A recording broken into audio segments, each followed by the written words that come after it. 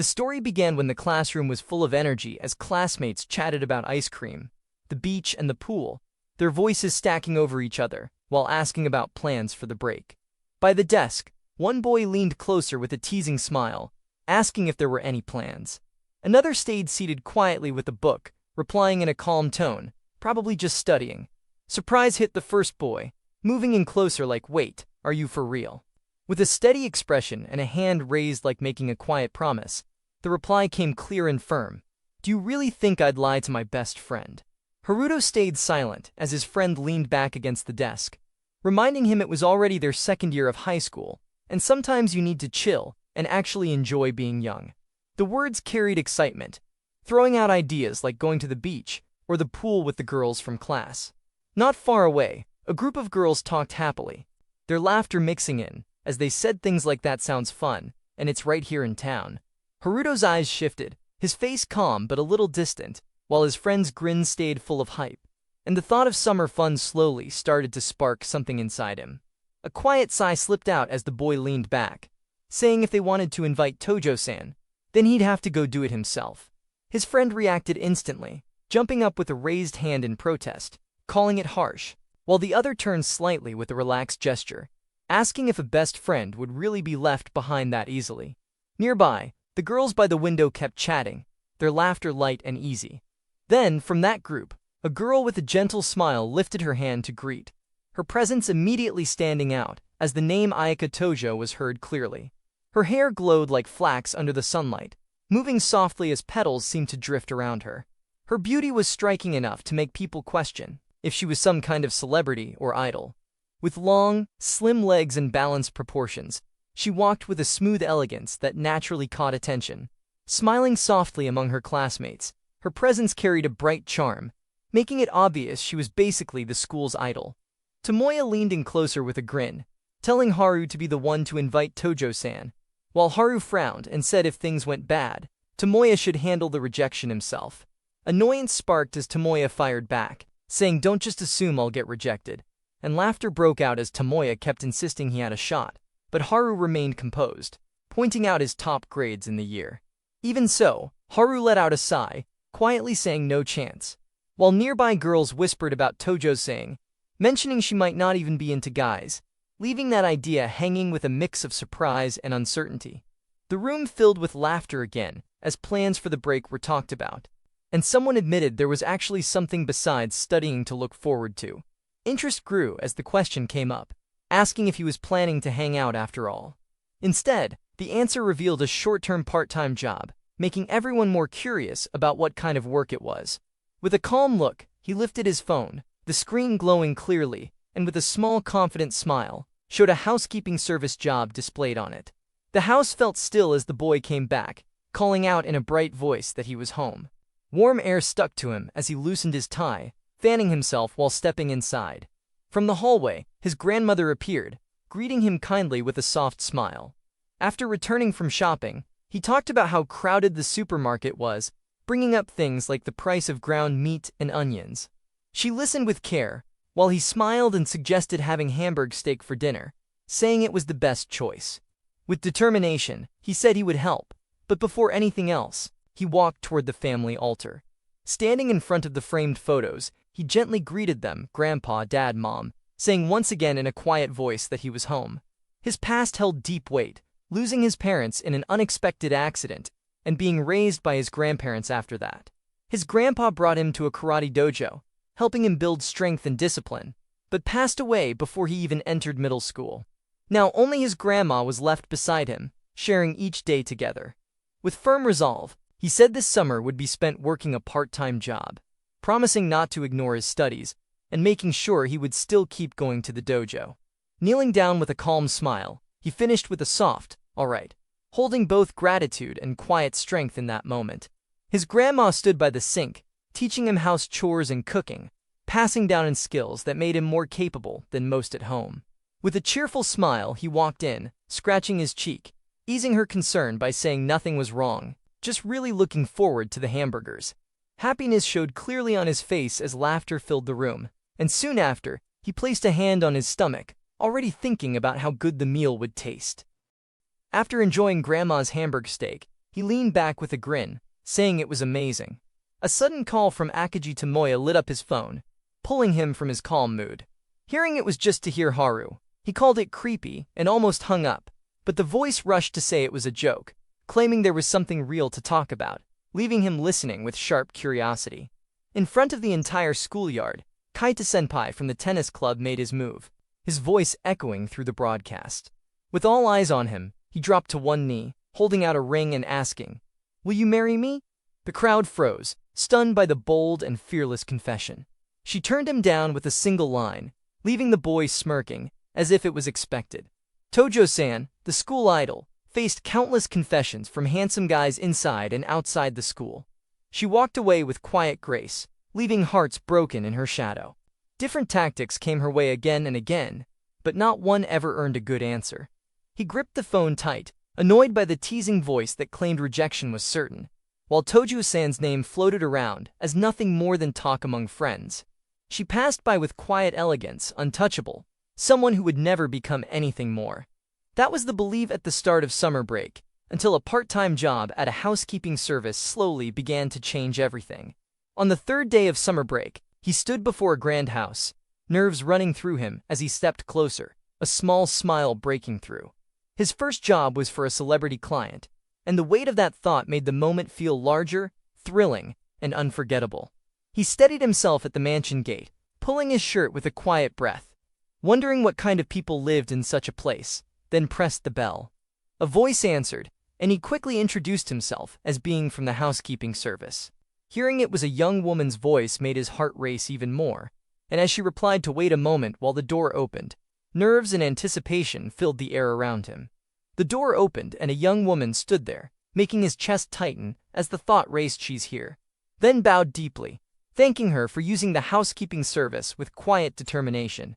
He straightened with a calm smile, introducing himself as Atsuki and saying he would be in charge today. The door opened, and she appeared, standing tall with a calm gaze, one hand holding the frame as silence filled the air, her presence alone carrying a quiet weight that made the moment feel sharp and unforgettable. She froze at the door, eyes wide as recognition struck, softly saying Tojo-san, the air heavy with surprise, until she gathered herself, a small smile forming as she admitted the truth: he was in the same class Atsuki-kun. Atsuki stared back just as confused, asking why. He watched, thinking it must be hard for Tojo-san, always approached by so many people. A quiet pause slipped out as the thought sank in. Then she stood by the door, admitting a woman was expected instead. He scratched his head with a small laugh, saying a female staff could have been requested. He offered to let someone else take over if it was a problem, adding that a change might take some time. She leaned against the door in quiet thought, while he adjusted his bag and asked with calm resolve, "What would you like to do?" She stood by the door, her voice steady as she said it was fine as is, and asked to go ahead with the housekeeping service. His eyes widened in surprise, questioning if not changing was really okay. Yet relief followed when she called out Atsuki-kun, her gaze firm as she asked if the visit was because of her. With a calm breath he answered, "Of course not." She gestured softly, telling that it was fine and to come on in, while he stood outside with a nervous look, replying with "okay" and "will be in care," then moved forward with quiet determination. Haruto stepped inside and shut the door, his eyes widening at the long hallway that stretched before him. The place felt huge, just as expected of a mansion. Ayaka stood with a graceful presence, pointing the way as she said, "The kitchen is this way."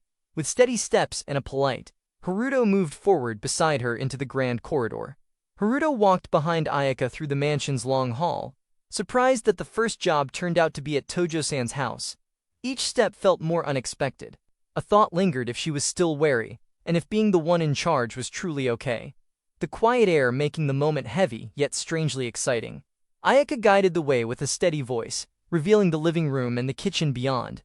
Haruto entered and froze in awe, the bright and polished space unfolding before him. His gaze locked on its sheer size. The thought echoed clear. This living room was massive, at least 3 times larger, and the only word left was amazement.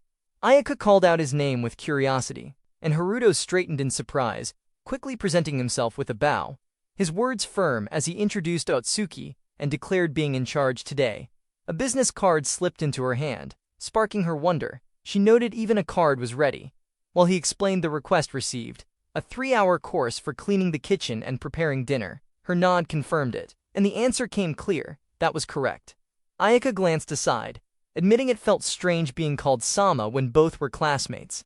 Yet Haruto kept a calm smile, reminding himself that Tojo-sama was an important customer and must be treated strictly as a client, so she felt comfortable. With steady composure, he announced the service would begin, asking if there was anything specific to request. Ayaka paused, fingers lightly against her lips, thinking for a moment before answering it was more of a request, her eyes lifting with a gentle seriousness as she asked to take a look at the kitchen first. Ayaka stood before the messy sink, asking if it was okay to clean even when it was in this state, her voice carrying a hint of worry. But as Haruto glanced at the chaotic scene, a quiet thought slipped through. Could it be that Tojo-san is actually clumsy? Haruto answered with a calm smile, saying no problem, and promising to make everything spotless. Her expression softened, gratitude shining as she said thank. Ayaka offered to clean the living room, unsure if it was too much to ask, but Haruto smiled gently and said it was his job after all. She looked at him curiously, asking really, and he answered with calm confidence, while Ayaka placed her hands together, softly saying she would leave the living room to him as well. With a small nod, he said understood, then pointed to the stairs while explaining her room was right up and to the left, reminding to knock if anything was needed, and even handing over the vacuum to use freely.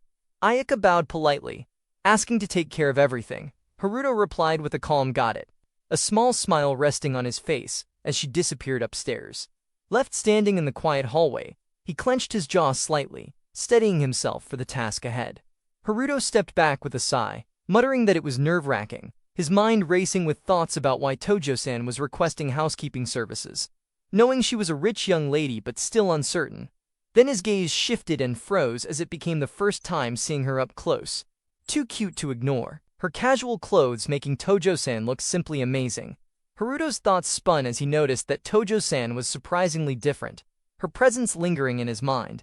Yet he quickly shook his head, repeating nope over and over, reminding himself that she was an important first customer, tightening his grip on his sleeve to steady himself. Then with a sharp breath and clenched fist, he declared with determination to focus on doing the job. Ayaka closed the door to her room, whispering that she was surprised, never expecting Atsuki-kun to be the one to come. Her breath soft as she let the thought slip out, her eyes glimmering with unspoken feelings, wondering if Atsuki-kun from the same class might actually be a good match. Silence filling the space as her gaze turned gentle yet uncertain, leaving the thought of an unexpected start to summer break hanging in the air. 3 days ago, Ayaka clutched her phone with teary eyes, crying out that she couldn't take it anymore and didn't want to go to school, while on the other side Saki tried to calm her down, calling the stunt of proposing with a ring over the school broadcast totally crazy, saying it wasn't Endo-senpai but Kato-senpai, and that summer vacation would start tomorrow so everyone would forget. Ayaka lay on her bed staring at the glowing screen, whispering with worry that such a popular senpai would only cause resentment. Lying on her bed with the phone pressed close, she listened as a voice reminded her that getting a boyfriend would help ward off other guys, yet she softly muttered there was no one for that, only to hear Atsuki-kun's name suggested as a good match, the one with the top score in the grade, her eyes widening as she repeated the name. And when it was said that compared to other boys he had a calm atmosphere, not pushy with a gentle vibe, she whispered in surprise, wondering if that was so. Her heart stirred by the thought. She recalled words about how having someone to protect in times of trouble would bring peace of mind, brushing it off with a playful protest, still surprised that he would come as a housekeeper, resting her chin on folded arms with a sigh. Yet those thoughts lingered as Atsuki suddenly appeared, leaving her wondering about the choice made after asking him, softly admitting maybe it was something a bit out of character. With a steady smile, Atsuki decided to begin, setting his eyes on the messy kitchen, surprised to find that Tojo carried a clumsy side within her. Rolling up his sleeves, he worked through the clutter until the place shone again, wiping his brow with relief.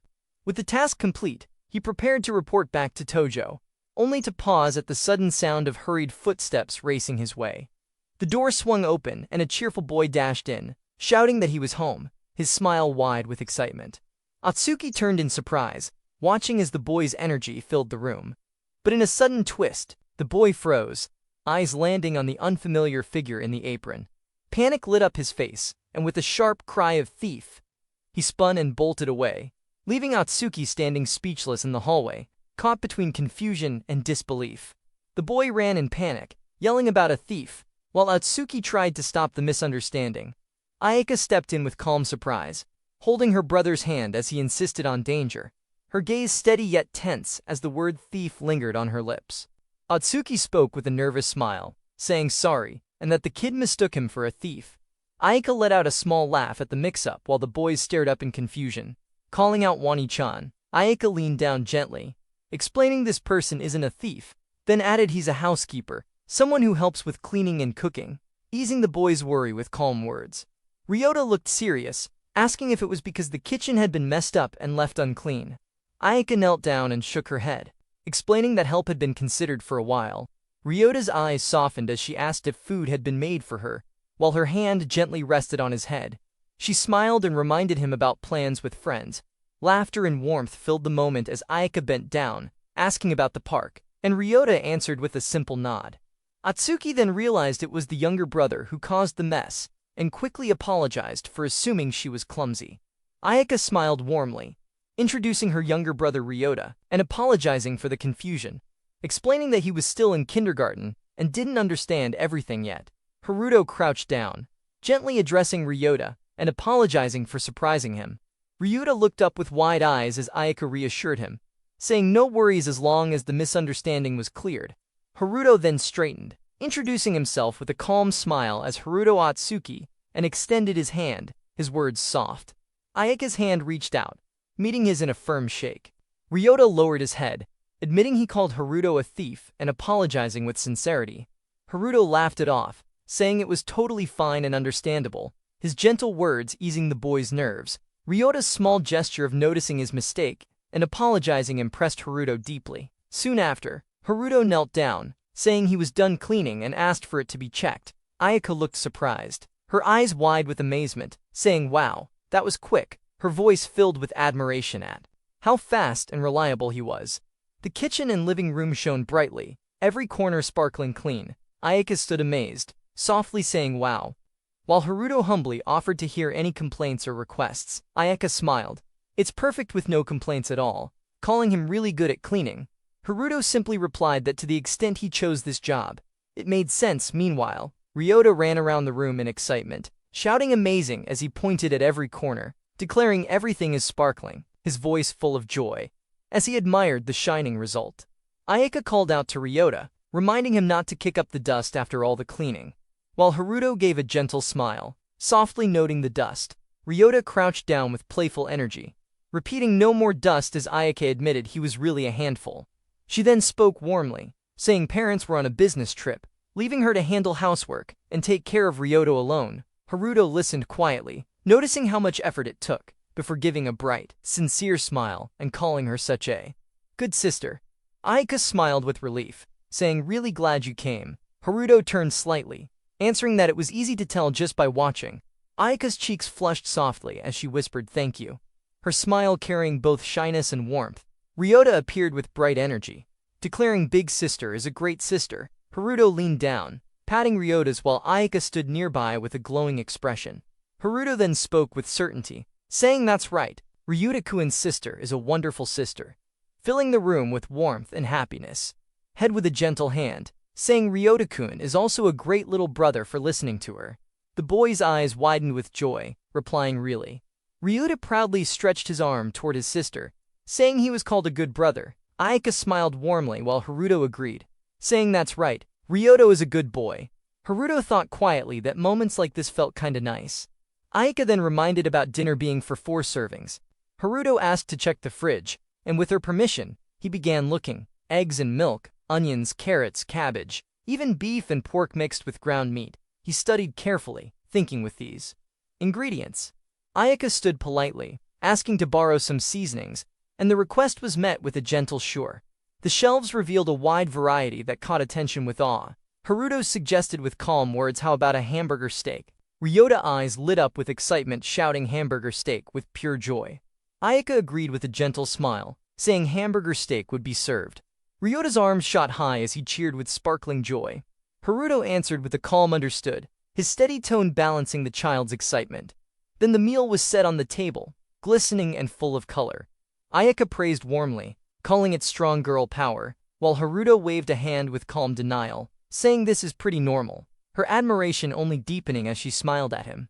He accepted the words with a modest laugh, saying it's an honor. Her compliment met with his steady reply that the level was too high. Then a note was passed carefully into his hand. Instructions written clearly. Just grill them as instructed. And with a polite nod he answered thank.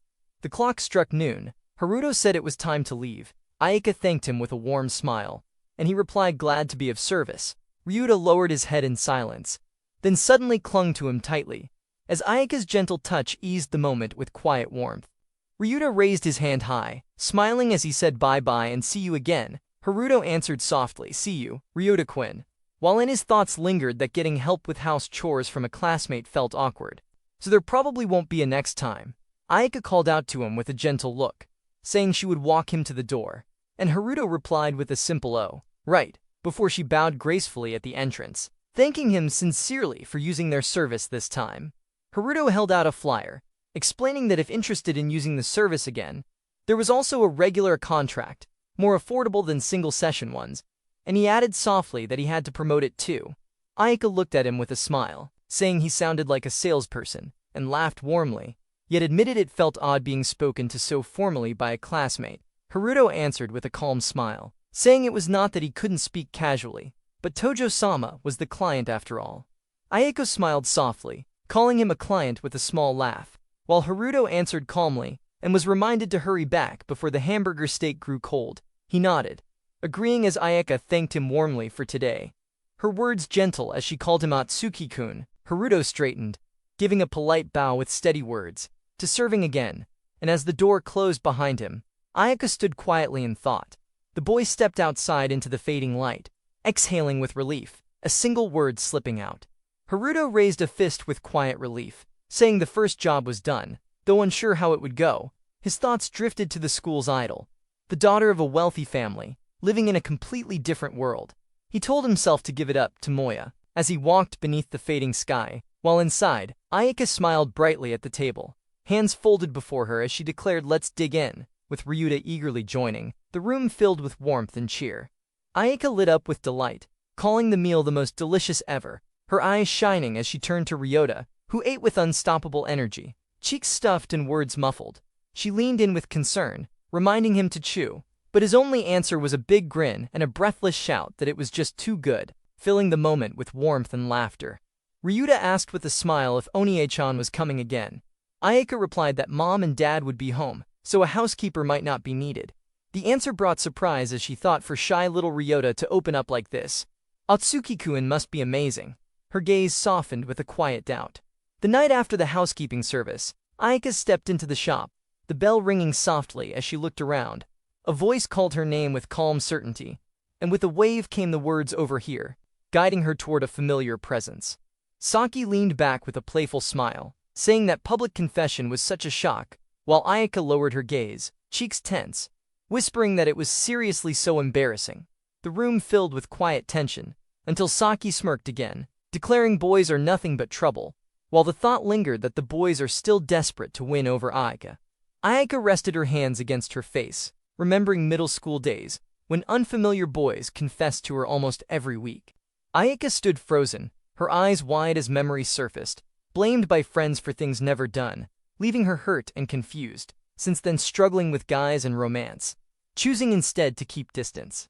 Ayaka leaned forward with a sharp tone, wondering what love at first sight even meant, saying dating made no sense without knowing someone's personality. At the cafe table, one girl suggested with a spark in her eyes the idea of a fake boyfriend, wondering why not try it. The other pouted with a soft no. Yet the thought lingered. What if by chance a boy who couldn't confess ended up in a pretend relationship? Wouldn't that be like a romance manga? She admitted there was even a similar story on the bookshelf. Her friend leaned closer with a grin, pointing out the love for those kinds of stories. She spoke with bright excitement, saying at first it's just pretend, but then it becomes real love, laughing that it was so good, while the other pouted and told her not to get carried away. And the evening ended with both standing outside, smiling as they said thank you for the meal. Later as they walked together the talk shifted to parents on a business trip and handling housework. She sighed saying it was super hard, remembering 3 days of housework alone while Ryota was such a handful. The little brother shouting he was hungry and making a mess. Her friend praised with a smile, saying doing all that alone was impressive. She admitted softly that Mom had said if there was trouble, someone could be called. She admitted with a small smile that a housekeeping service was hired on the last day, leaving about 2.5 days on her own. Her friend, surprised and curious if a professional housekeeper had shown up, she answered softly, saying someone like that, while thinking that Suki-kun's housekeeping skills were really impressive. Walking side by side, she felt a quiet thought linger, kind of understanding why Saki had called him gentlemanly, even while knowing she'd probably get teased. Haruto carried a calm demeanor, his gentle smile and polite tone making him appear far more mature than his age.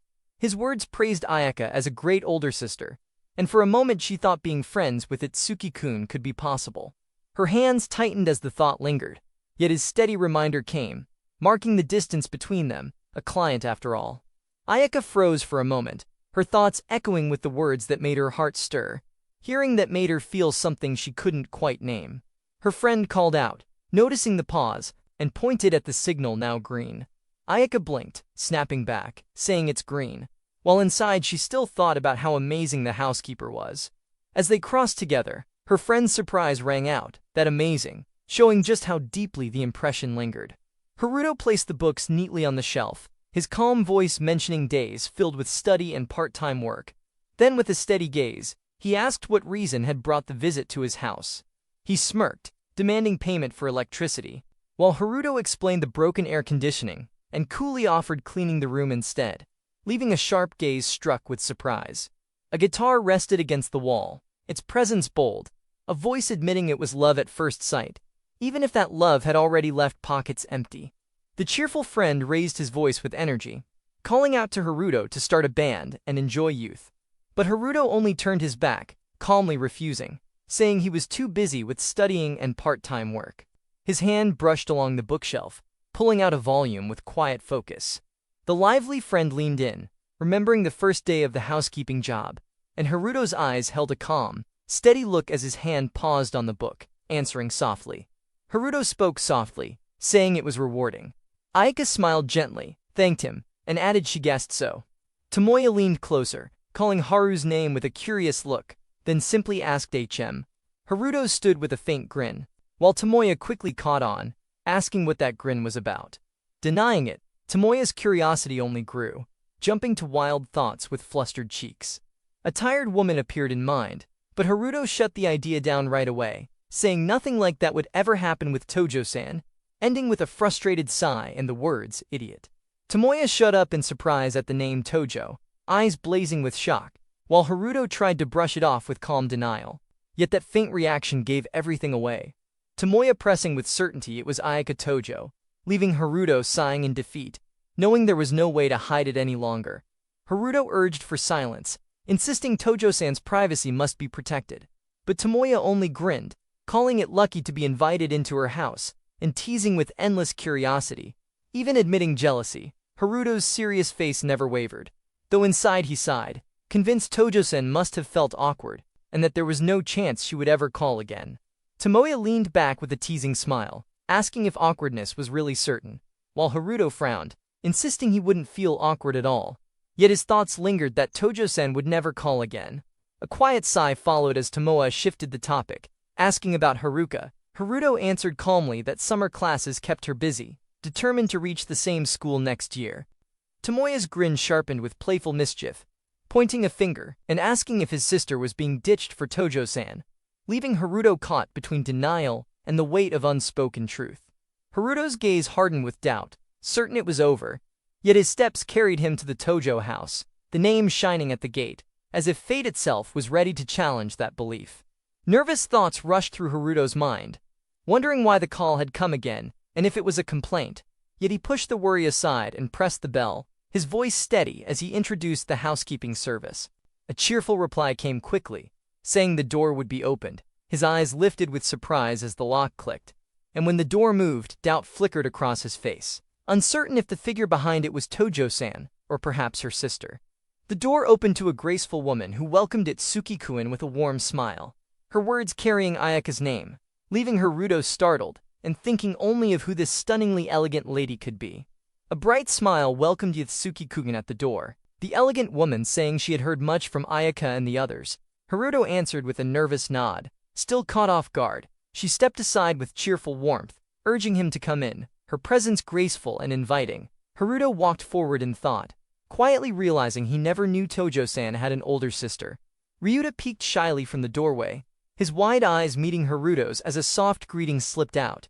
The elegant woman smiled warmly. Recalling Ayaka's words and teasing about how much the boy had enjoyed the hamburger, Haruto knelt gently, asking if it was delicious, and Ryuta's face lit up as he admitted it was, his small voice full of simple joy. Ryuta beamed with excitement, asking if his mom had eaten the hamburger too, and she replied with a gentle smile that it was true. Haruto couldn't help but laugh softly, calling it such a warm moment, but then froze in surprise, realizing the elegant woman before him was actually the boy's mother. Her beauty leaving only one thought in his mind: she is so young. Ayaka's mother spoke gently, sharing that both she and her husband ran a company, often too busy and away from home, leaving her feeling bad for the kids. She explained how Ayaka had to handle the household alone, especially when a sudden business trip appeared, and how they told her to call the housekeeping service if trouble ever came. With a warm smile, she admitted that having such a capable helper was truly a lifesaver. Haruto bowed slightly, saying he was honored that she was satisfied, while his thoughts echoed both her parents are company presidents. That explains it. Ayaka's mother thanked him warmly for using the housekeeping service, confirming this was the 3-hour cleaning and dinner preparation course. Her smile brightened as she said that was correct. While Haruto stood politely, listening, then with a softer voice, she called his name, her eyes curious and thoughtful. Leaning closer, she asked if he was Ayaka's classmate, and with a slight nervousness he answered that's correct. Ayaka's mother smiled warmly, telling him there was no need to be so formal, and that he could just call her Ikkyu. Her gentle words asked for something a little more casual, her eyes soft yet firm. Haruto hesitated, still calling her a customer, while he stood there thinking she was like Tojo-san, the school's prettiest girl, but with an added layer of mature charm, truly as expected of Tojo-san's mother. But finally answered with a careful understood, Ikki-san. Her face lit up with joy as she thanked him. Ayaka noticed Atsuki-kun's arrival, and welcomed him with a calm voice, while he nervously apologized for intruding, and thanked them for using the service. Ayaka's mother stood nearby, smiling warmly, as Ayaka explained that after mentioning the housekeeper was her classmate, her mother wanted to meet him, while little Ryuta tugged at her side, insisting again that he wanted to eat Atsuki-kun's food. Haruto promised to give his all. Ayaka responded with a shy smile, and Ryuta stood close by, full of energy. Ayaka's mother watched warmly, suggesting that classmates should interact more casually, while Ayaka hesitated, admitting she had never spoken to him at school. With a gentle smile, her mother encouraged that this moment was a good opportunity to get to know each other better. Haruto was caught off guard, stumbling over his words before agreeing, while Ayaka's mother smiled warmly, her calm presence turning the tense moment into something light and reassuring. Ayaka stood quietly beside Ryuta, her mother's graceful figure towering with calm authority, as she asked if Ayaka didn't have any male friends, her words carrying both curiosity and a hint of gentle concern. Ayaka's eyes wavered with unease as she admitted that Atsuki-kun seemed like a nice guy, making this a great chance, though her heart hesitated. Her mother leaned closer, asking if he truly didn't want to be friends, while Ayaka, flustered, protested and begged her to stop, not wanting to make friends for that kind of reason. Ayaka's face turned red as she looked down, murmuring that it's not like she didn't want to. Her mother's cheerful voice quickly followed, declaring that meant she did want to be friends, while apologizing to Atsuki for her daughter's stubbornness. Ayaka groaned softly, still flustered, and Atsuki glanced over with a small laugh, caught between amusement and warmth at the scene. Haruto stepped forward nervously, saying he would start with the cleaning, and asking if there were any specific requests. Ikkyu thought for a moment, her gaze calm and gentle, before pointing out that the windows were pretty dirty. With focus in his eyes, Haruto began scrubbing, holding up the cloth confidently, as he assured that this would get them clean in no time, while Ikkyu watched quietly from her seat, her expression warm with trust. Ryuta's eyes lit up with curiosity as he pointed to the wet newspaper, asking what it was for, and Haruto explained that the ink would remove the dirt from the windows. Amazed, Ryuta declared it was amazing and begged to try it too, his excitement filling the room. Ikkyu watched gently, apologizing for Ryota getting in the way, but Haruto only smiled warmly, handing the boy a piece and saying his help was much appreciated. Outside, Ryuta pressed against the glass with determination, while Haruto's cheerful grin showed how much he welcomed the boy's eager spirit. Ryuta worked on the glass with all his energy, smiling proudly as Haruto praised him, calling his effort great. Ikkyu observed warmly, noting how Ryuta had already grown attached, almost like real brothers. Her gaze then shifted playfully toward Ayaka, wondering aloud if her daughter was sulking because of it or perhaps for another reason, leaving Ayaka flustered and caught off guard by the teasing words. Ayaka's face burned red as her mother teased, asking if she was mesmerized by Atsuki-kun, leaving her stunned and speechless.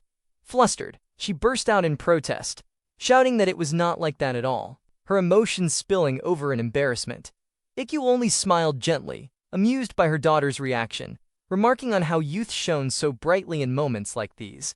Ayaka's face flushed red as Ryuta innocently asked if she had a fever, his wide eyes full of concern.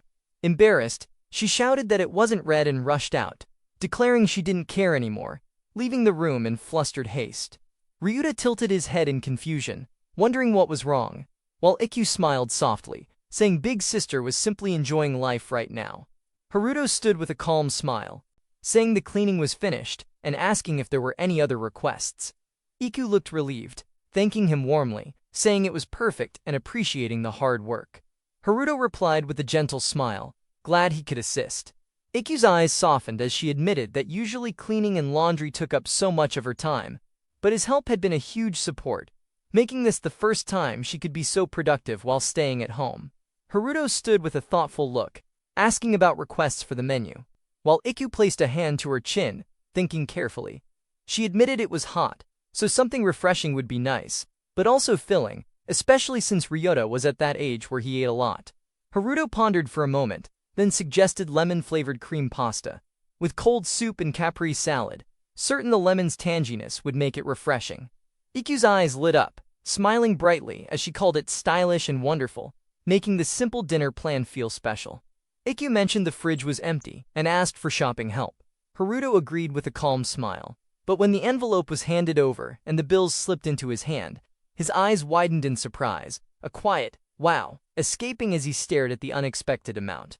Haruto still thought to himself, so this is what it means to be rich, while Ikkyu assured the money would be more than enough and asked about stores or items in mind. He nodded with a calm yes, and when told nothing in particular was needed, he agreed to head out to shop. Ryota peeked over curiously, asking where Big Brother was going, and Haruto replied with a smile, going to buy groceries for dinner. Ryuta's eyes lit up with surprise as he echoed the word, shopping, and Haruto simply confirmed. Ryuta's voice burst with energy as he shouted, I want to go too, but Ikkyu quickly reminded him that Atsuki-kun wasn't going out to play, only working. Haruto confirmed it with a calm note, while Ikkyu gently asked him to stay at home and wait until he came back. Ryota's shoulders slumped, eyes dim as he muttered softly about helping Big Brother clean earlier, his lively spark fading into quiet disappointment. Ikkyu looked at Ryota with surprise, saying he was usually such an obedient child, then admitted he must really like Atsuki-kun. Ryuta's eyes softened with quiet hope, while Haruto calmly said he didn't mind if he came along, though Ikkyu worried that making him shop and also take care of Ryuta would be too much. Yet her thoughts shifted as a sudden idea lit her face, and with a bright smile she declared. Ayaka walked in with calm grace, her plaid skirt swaying softly. Haruto froze in awe, thinking she looked so cute, while the thought lingered that anything would look good on Tojo-san.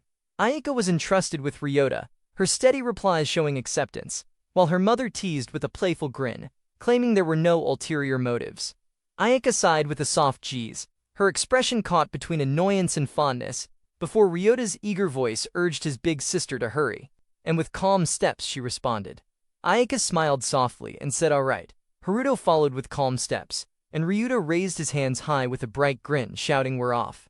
The three of them stepping out together, turning a simple grocery trip into a cheerful little adventure. Ryuta rode on Haruto's shoulders with a bright laugh, thrilled to be so high, while Haruto carried him with ease, saying it was no problem. Ikkyu apologized softly, Ayaka sighed with a quiet geez that mama, and Ikkyu only smiled playfully, claiming no ulterior motives, turning the walk into a light-hearted and warm moment. Ryuta rode high on Haruto's shoulders, full of energy, While Ayaka glanced over, her words calling him a kind person, that yet his calm smile showed more.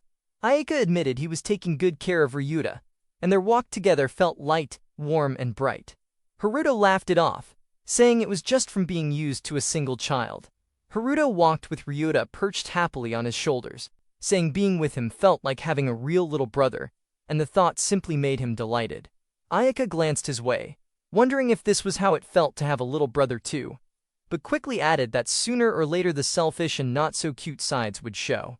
Haruto let out a laugh, while Ryuta leaned in curiously, asking what was being talked about. Ayaka answered with a teasing smile, saying they looked like brothers, before pointing out the supermarket ahead and telling him to get off now, leaving Ryuta to call out in protest. Ayaka asked what would be bought for dinner. Haruto calmly listed milk, fresh cream, and bacon, while adding green vegetables for color. Ryuta listened with wide eyes before suddenly rushing ahead, leaving Ayaka surprised as she called out his name. Ryuta rushed forward with excitement, pointing proudly at the green vegetables he found, calling for his Oni-chan to look. Haruto praised him warmly, holding up asparagus and noting how cheap it was, making Ryuta beam with joy. As they continued shopping, Haruto offered to carry the basket for Tojo-san, his words simple yet thoughtful, leaving Ayaka silently watching as her mother handed it over with a soft thanks. Ayaka's stare held steady, her words cutting through the air as she asked if Atsuki had a girlfriend. His body flinched in surprise, stumbling over the answer that none existed. Her calm response, "So that's the case," left the moment lingering with a quiet spark between them. Ayaka laughed softly, admitting it felt so natural that he wanted to carry it for her, and that gave the impression he might be used to doing it. Atsuki carried the basket with a gentle smile, saying it was part of his housekeeping job since Tojo was the customer. She nodded lightly, saying that was it, while he suddenly pointed out the pumpkins on a great bargain, suggesting they make a cold pumpkin potage soup too, bringing warmth to the simple moment. Ryuta's eyes lit up as Atsuki guided him with care, the boy amazed by the pumpkin in his hands. Atsuki lifted it with a calm smile, while Ayaka watched closely, her gaze soft and filled with quiet admiration for the scene before her. Atsuki held up the pumpkin and asked if it was okay to buy it, making Ayaka freeze for a moment before stammering that it was good. Her cheeks warm as she gave a small nod. With his cheerful, "All right," the choice was made, and soon after he turned to suggest picking tomatoes, while Ryota bounced with excitement, shouting tomato with a bright grin. As the door slid open, the group stepped outside together, the air carrying a sense of ease after shopping. Atsuki let out a quiet breath, realizing how many gazes had followed Tojo inside, whispers calling her cute, even chic, like a celebrity. Walking beside her, he finally understood that those stares had been on her the whole time, their presence making the moment feel strangely vivid. Atsuki walked beside Tojo, noticing how the crowd's gaze always seemed to follow her. He gently said it must be hard to be in a crowded place, making her pause in surprise. She admitted that recently it felt like people were gazing too intensely, moments that were honestly quite scary. Yet with a small smile, he remarked that it must simply be hard to be a very cute girl, leaving her quietly thoughtful as they continued on. Ayaka's eyes widened at the word cute, her cheeks glowing as the thought raced through her mind, wondering if Atsuki really saw her that way. She held her chest in surprise, trying to calm her thoughts, yet when he asked what was wrong, she stumbled over her words, waving her hands quickly, insisting nothing was wrong, all while her flustered heart refused to quiet down. Her face burned as the word cute echoed in her mind. Ryuta's curious question only made her stumble. She forced a smile, blaming the heat and rushing ahead, calling to walk home quickly, while Haruto trailed behind, puzzled, the summer road leading them back toward the quiet of home. Haruto stepped in with a calm welcome, met by a kind smile that called him with Tsukikun the housekeeper. The words made him pause for a moment, but with quiet composure he answered, carrying himself with a steady grace. Ryuta dashed forward with cheerful steps, calling out a warm welcome, his voice bright with joy, leaping straight into his father's arms. A gentle smile greeted him back, asking if the shopping errand was enjoyed, and his eager answer came quick. Haruto watched quietly, realizing this man was Ayaka and Ryuta's father. With calm composure, the introduction followed, a respectful greeting given as Atsuki, the housekeeper, while the father responded with warmth, presenting himself as their parent. Ayaka asked if today he would be home early, and with a warm smile it was answered that it was simply because this was the day Atsuki came over. Haruto promised to do his best to meet expectations, while praise came from Ryuta's father, recalling how excellent the last hamburger steak had been, and looking forward to the next meal. With determination, Haruto tied his apron, standing ready in the kitchen, declaring the start of dinner preparation with joy. Haruto worked carefully in the kitchen, cutting the pumpkin thinly to put into the microwave, while his hands swiftly prepared asparagus for the pasta. The tomato was perfectly ripe, a good choice for the meal, and every motion showed dedication, doing the best with his arms for the whole Toju family. From the side, admiration rose, saying it was as if a veteran chef was in action, with words praising how boys who can cook are wonderful. Smiling, Haruto thanked them for the compliment, promising to bring satisfaction from the taste aspect too. While Ryuta's father nodded warmly in agreement, Ayaka's father smiled warmly, surprised that among her classmates there was a boy with such determination and dedication, asking if she was close to Itsuki at school. Flustered, Ayaka denied being that close, though her father pointed out how earnest and sincere Itsuki seemed. Her father added cheerfully that he would be happy if this gave a chance to become closer to his daughter, leaving Ayaka wide-eyed and embarrassed, calling out in protest. Watching quietly, but Suki admitted with a smile that this felt like a kind of fate too. Be friends as classmates from now on. Ayaka's face softened with a shy glow as she admitted she thought so, her family smiling gently at her side. Haruto paused when Ryota tugged his attention, the boy looking up with bright eyes and asking if Onie-chan would join them for dinner, leaving Haruto startled by the pure and unexpected invitation. Haruto hesitated at the table, saying he did not mind but reminded them he was there for his job. Unsure if it would feel awkward for Ayaka, her father warmly invited him, suggesting he stay for dinner, while her mother's gentle smile told him not to be so reserved. Ayaka's quiet gaze lingered, waiting for his answer, encouraged him to be more relaxed as a classmate, making the moment feel both welcoming and full of warmth. Ayaka calmly said she was okay with that, and her father followed with the same answer, both sharing a glance before laughter broke the moment, light and easy. With a confident smile, he introduced himself as Shuichi, asking to be called by his first name, while noting that in this house, everyone was known as Tuja-san. Haruto asked if it was okay to join for dinner. Shuichi welcomed him with ease. Haruto turned to Ayaka, his voice unsure. She blushed softly and agreed, the moment carrying a quiet warmth that drew them a little closer. Haruto thought about the moment he finally called her by her first name. A quiet tug on his apron pulled him back. Ryota looked up with sparkling eyes asking to have dinner together, his words full of joy. Haruto smiled and agreed, saying tonight he would have dinner with Ryota too. The boy cheered with excitement, while Haruto turned back to the kitchen, declaring with energy that since it's been decided, he would deliver the best meal for everyone. Shining plates of lemon creamy pasta, cold pumpkin potage soup, and Capri salad were placed on the table with a warm apology for making them wait. The family gazed in delight, one voice saying it felt like visiting an Italian restaurant, another giving thanks and suggesting to start. Hands pressed together as they all cheerfully declared happy dinner, ready to enjoy the meal together. Ryuta cheered with shining eyes, calling the pasta delicious. Ayaka laughed softly, telling him to eat calmly. Shuichi praised the seasoning as perfect. Ikki said the food tasted like something upper class. Haruto thanked them with a gentle smile, glad the flavors reached their hearts, and as the family enjoyed each bite, he sat quietly, carrying a calm joy in the warm moment. While Ayaka ate with a gentle expression, hiding her thoughts behind calm eyes, Haruto tasted the food quietly, wondering if Tojo-san liked it as well. Ryuta raised his hand cheerfully asking for more, only to be reminded by Ayaka to finish properly first, and with a playful, he agreed, while Shuichi turned his gaze toward Haruto, calling his name with a tone that carried something deeper. Shuichi asked for a second helping with a cheerful smile, leaving Ayaka surprised at how fast it was gone, and Ryota quickly raised his bowl, calling his father unfair and wanting more as well. Haruto responded kindly, agreeing to give another serving. Then the question came about who taught him cooking, and with a bright smile Haruto spoke of his grandmother, saying she not only taught cooking but also other household duties, making Shuichi laugh softly, calling her a great person.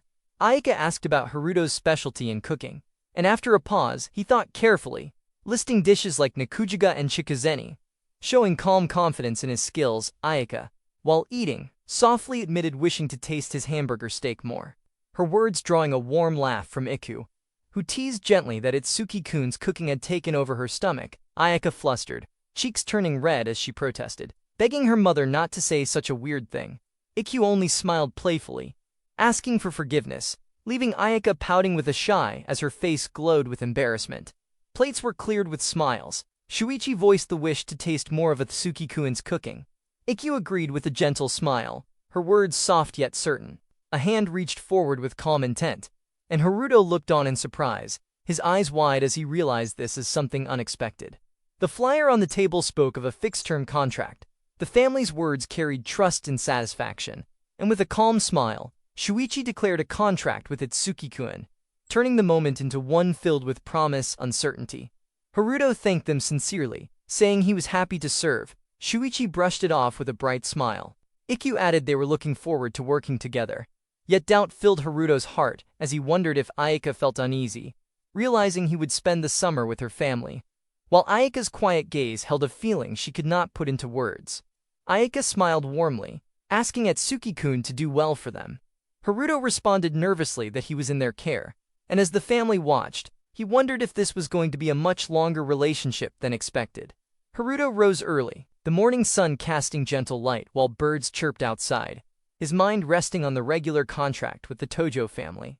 And with Ayaka's gentle smile welcoming him to get along from now on, a new chapter quietly began before him.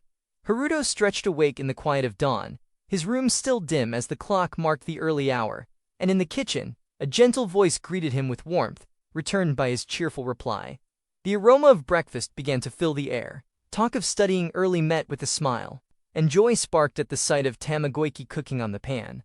A simple morning wrapped in comfort and care, setting the day off with steady warmth. Plans for miso soup followed, with spinach added by request.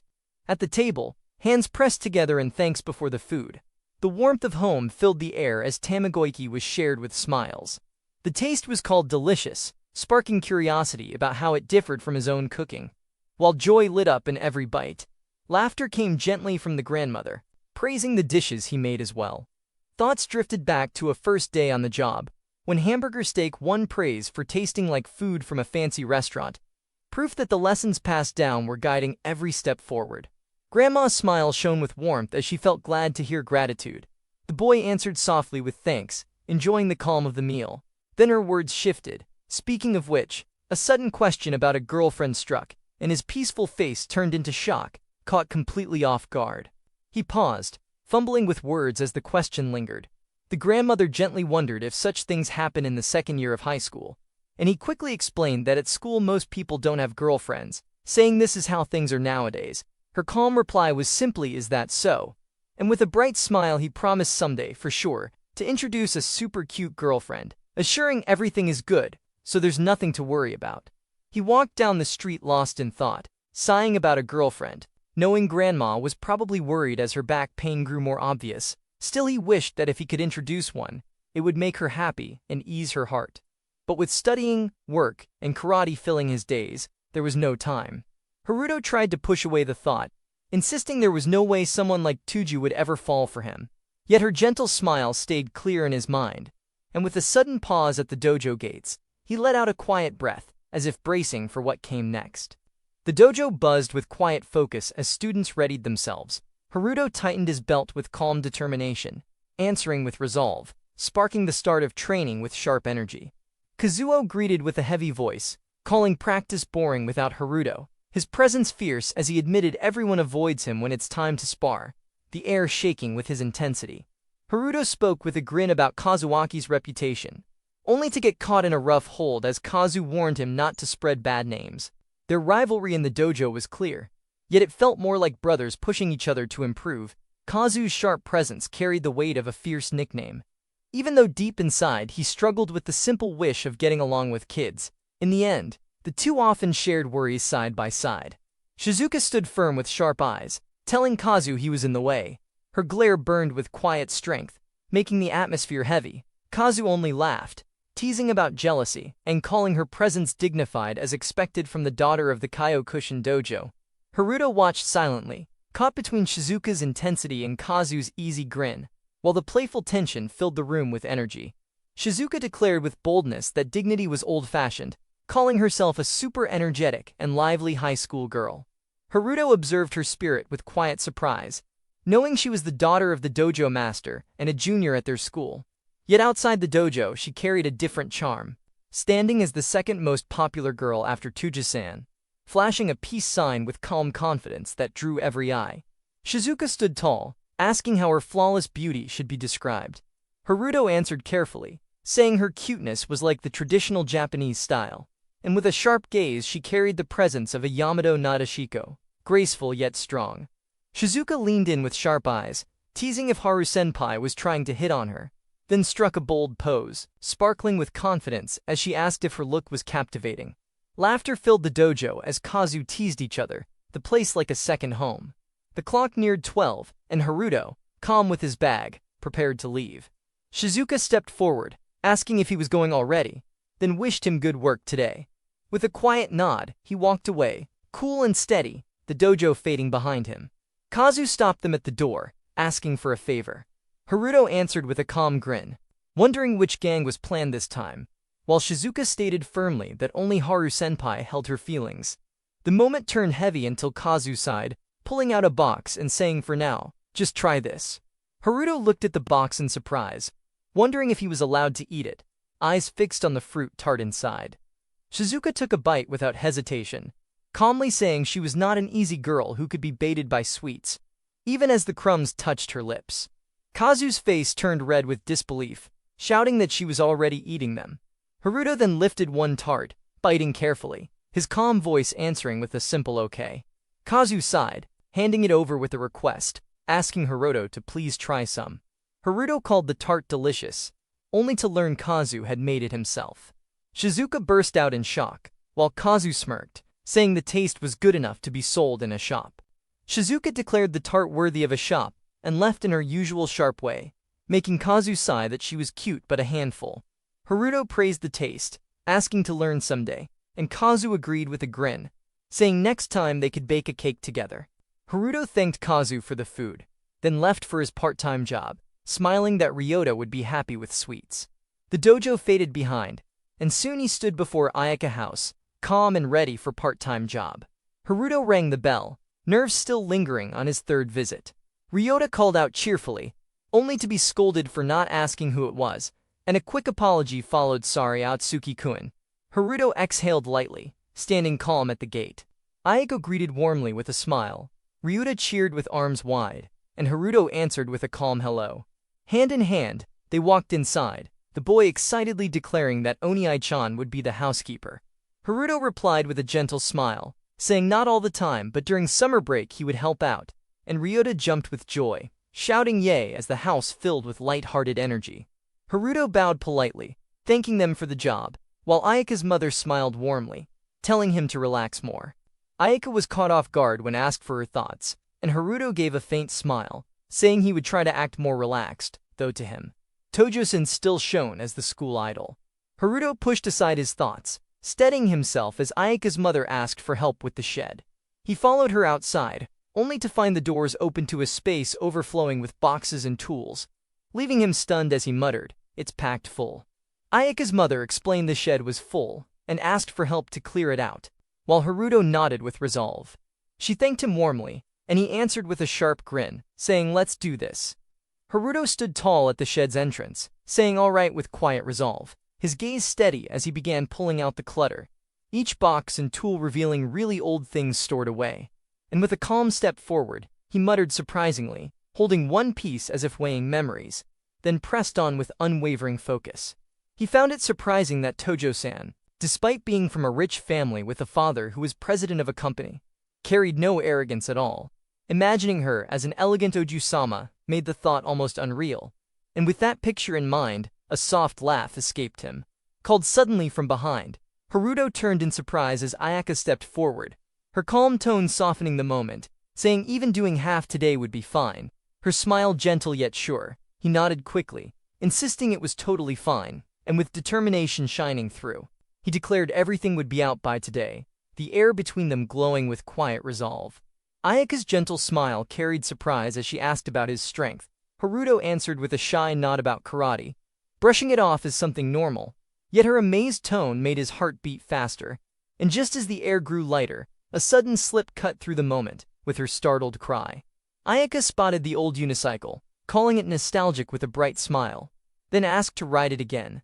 And with Haruto's calm reply of course, she eagerly climbed on, full of excitement to relive the memory. Ayaka steadied herself on the unicycle, saying here we go as she pushed forward, laughing in surprise at how hard it felt, while Haruto watched with a calm smile, asking if she was okay and hoping she wouldn't fall.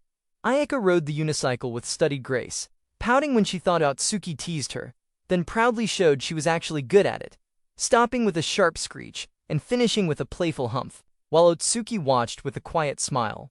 Ayaka wobbled on the unicycle, her eyes wide with panic as the pedal slipped, a sharp cry breaking out, and Otsuki rushed in, hand outstretched, warning her to watch out just before she lost control.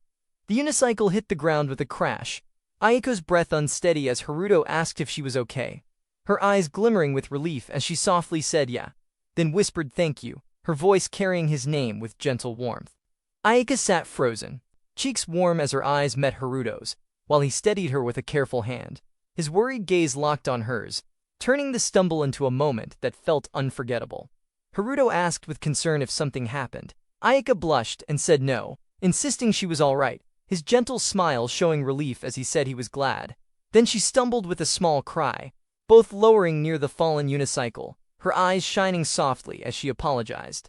Ayaka confessed with a blush that she suddenly hugged him. Haruto stammered, saying there was no need to apologize, his relief clear. She whispered thank you, softly calling his name, and he answered with a nervous welcome. The two sat across from each other, hearts unsteady, their closeness unexpected, leaving her cheeks glowing even brighter.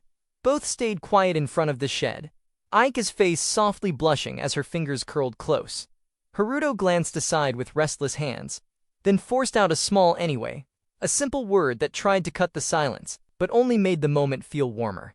Ayaka tried to hide her blush, saying she only came to share what Mama said, her hand trembling on the door. Haruto stayed quiet, his gaze fixed, his heart still racing, the moment of closeness lingering between them, soft and unforgettable. Haruto held his head, embarrassed by the accident with Tojo-san, sinking in worry and hoping she's not mad, while Ayaka stood at the doorway, her gaze quietly lingering on him. Her cheeks grew hot as her chest thumped louder, the sound echoing with every breath, confusion flooding her mind with a desperate why, as her heart kept pounding harder, leaving her frozen in surprise. Ayaka brushed it off as surprise from nearly falling, while Haruto looked on in silence, a little puzzled. When her mother called out, she quickly answered and walked away, her steps fast. Alone at last, she clutched her chest, breathing in and out, trying to steady the rush in her heart. Ayaka returned home, her face still carrying traces of unease, only to be greeted warmly by her mother's voice. She forced a smile, saying the work would be finished today, her words steady though her heart felt restless. Sitting nearby, her mother nodded with a calm, while Ayaka, turning away, repeated what Atsuki had said, her steps quiet as she slipped deeper inside, hiding the storm of feelings beneath her composed tone. Ayaka's mother smiled, saying young guys had a lot of strength, and though she only met Atsuki twice, his perfect work made her fond of him, strict as she was. Lost in thought, Ayaka felt a tug on her hand as Ryuta asked if Oniai-chan had finished cleaning, and with a gentle glance, she answered that it would be done soon maybe, her words calm though her heart stirred quietly inside. Ryuta tugged at his mother's attention, asking to play with Oniai-chan, and she smiled, saying if the cleaning finished soon, maybe he would join. The little boy's laughter showed how much he had opened up. Watching Ryota sit happily on his shoulders, she could see why her family had grown attached, her thoughts softening as warmth filled her chest. While Ayaka quietly noticed how Atsuki's gentle demeanor made him feel like a kind-hearted big brother. Her sister teased with a playful smile, saying her face was turning red, and asking if something happened with Itsuki-kun. Ayaka froze, stammering at the word, her heart racing as the image of Haruto's calm face filled her mind. Ayaka's face turned red as her family looked at her with surprise. She stammered that nothing happened and blamed it on the heat. Her sister only smiled and wished her luck with studies, making Ayaka rush off, saying summer homework still waited in her room. Alone in her room, Ayaka buried her face into the pillow, her heart racing whenever the thought of Atsuki came to mind. Her eyes widening in shock as the words slipped out, maybe she fell in love, before she quickly sat up, begging herself to calm down, only to collapse back onto the bed, unable to stop the pounding in her chest. Sitting alone on the bed, Ayaka tried to reason with herself, thinking it must be because of Saki and Mama's comments that made her this self-conscious. Yet the thought of only knowing him for a short time felt no different than love at first sight. Her heart whispering that Itsuki might be attractive in some aspects. His calming presence, well-behaved nature, and the way he's not pushy quietly lingering in her mind. Ayaka sat deep in thought, remembering how caring and kind he was, how Ryota grew attached to him, how he never judged by appearance, skilled at cooking, cleaning, strong and ranked first at school, someone even Mama and Papa admired. A presence so steady it made her heart race. Her face turned red as thoughts of Itsuki-kun filled her mind, hands covering her lips in panic, urging herself to stop thinking of him, waving her arms as if to push those feelings away, clutching a pillow tight while admitting he was charming, yet reminding herself to think calmly and carefully. Sitting on her bed, she shook her head in denial, whispering that it was impossible to fall in love so suddenly. Yet the question of whether she loved Itsuki-kun or not lingered in her heart, making her feel no different from the boys who once confessed without knowing anything about her. Holding her pillow close as she admitted the first step was to become friends, wishing to gradually know him, then fall in love, believing that only after understanding him better, they could truly become lovers. She tossed and turned on her bed, hugging her pillow tight as thoughts of Itsuki-kun refused to leave, her heart spinning with confusion, eyes wide beneath the blanket, caught between wonder and doubt, unsure of what her feelings truly meant. She read the words about falling in love, her heart racing as the story reflected her own feelings, and with just the thought of his eyes, a blush spread across her face, the book in her hands glowing like it held her secret. She discovered the book at last, only to be called from behind, turning with wide eyes as the request came to join Itsuki-kun and Ryuta again, and with a spark of resolve, she agreed instantly, stepping forward with firm excitement. Ayaka rushed out with a cheerful smile, apologizing in haste. Ryuta pulled Itsuki's hand while teasing her for being slow, and Itsuki let out a quiet breath of relief, glad she seemed untouched by what happened earlier. Ayaka stepped outside, announcing the start of their outing as Atsuki walked calmly beside Ryuta, her thoughts quietly swirling. She wondered if falling in love was real, reminding herself that, just like in the manga, the answer should reveal itself when their eyes finally meet. With a deep breath and hands clenched, Ayaka rushed to catch up after Ryuta's call, her eyes briefly meeting Otsuki's calm face as he carried Ryota on his shoulders, and in that quiet walk together, her heart stirred with an unshakable feeling. Ayaka gathered her courage to speak, calling out Atsuki's name with a shy tone, her hand brushing his sleeve as she asked about dinner. He answered with calm confidence, mentioning chilled Odin, leaving her surprised at the idea. Yet, his gentle smile carried certainty, assuring it would be tasty and satisfying, a warmth that made the moment quietly unforgettable. Her eyes widened as her chest thumped hard, a hand gripping tightly, as if to hold back the sudden rush, whispering for just a minute to catch the storm inside. Her chest pounded as the thought of a racing heart made her fluster, the idea of feelings for Itsuki-kun flashing across her mind, only to be pushed away with a quick denial, insisting it wasn't because of his expression. A smile then formed as she convinced herself it was all about the chilled Odin, excitement bubbling at the thought of tasting it. With relief she exhaled, telling herself that was close, nearly leading to the wrong idea, while the cheerful voice of Ryuta asking what chilled meant filled the air, answered simply with the word cold. Ryuta cheered with a big smile, but Suki answered with gentle warmth, and Ayaka's eyes softened as a quiet thought filled her heart. Itsuki-kun will be a good papa in the future. Ayaka walked nervously beside Itsuki, her face turning red as Ryuta called out with innocent curiosity, asking why she was making a weird face. Startled, she denied it, flustered and unsure of how she looked, while Ryuta teased her about a funny face.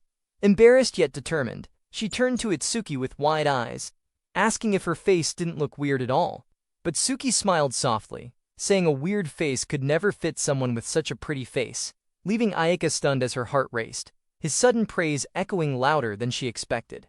Memories of him casually calling her cute before flashed in her mind, making her wonder if he was just a spontaneous person. He was someone to be cautious of, someone her eyes couldn't help but follow. Flustered, she tried to hide it with talk about chilled Odin, yet deep inside she knew. Ryuta's stare caught her off guard, and the thought struck that even he could notice, her heart racing with unease. Wondering if she was that suspicious, her hand pressed to her chest as she admitted there was no way to look at Itsuki properly. Forcing herself to calm down, determined to steady her mind starting right now. Back home, Ryuta's cheerful call filled the air while she returned worn out, whispering this is not good, at the table. Yet inside she admitted being too shaken to look at him. Thanks for going shopping was met with a gentle that's totally okay. Her eyes shifted in a quiet glance, unable to hide the feelings stirring within. Haruto worked calmly in the kitchen, while Ayaka stepped forward with a shy smile, softly admitting she was thinking of lending a hand, her words carrying both courage and warmth. Ayaka hesitated, asking if joining would be a bother, her eyes carrying both doubt and hope. Haruto froze for a moment, surprised by her words, then remembered how eager she had been about the chilled Odin. Smiling softly, he handed her a task, asking for help with the fish cakes, assuring she wouldn't be a bother at all. Ayaka stood in the kitchen, finally able to look at Haruto and speak with a steady smile, her heart thumping just a bit as she worked beside him. The warmth of the moment filled her thoughts, wondering if it was close to what a heroine in a manga would feel, yet realizing it wasn't quite that strong. Together they moved in sync, Haruto guiding her gently, and she nodded with a quiet determined to treasure even this simple closeness. Shuichi stepped in with a casual greeting, his eyes catching Haruto and Ayaka working side by side in the kitchen. A teasing remark slipped out, saying they looked like a newlywed couple. Both Haruto and Ayaka froze, surprise flickering on their faces as the ordinary scene suddenly felt far more intimate. Her face turned deep red from Papa's sudden words, leaving her frozen in embarrassment, laughter spilling nearby as she thought it was just a casual joke, yet her heart refused to calm down.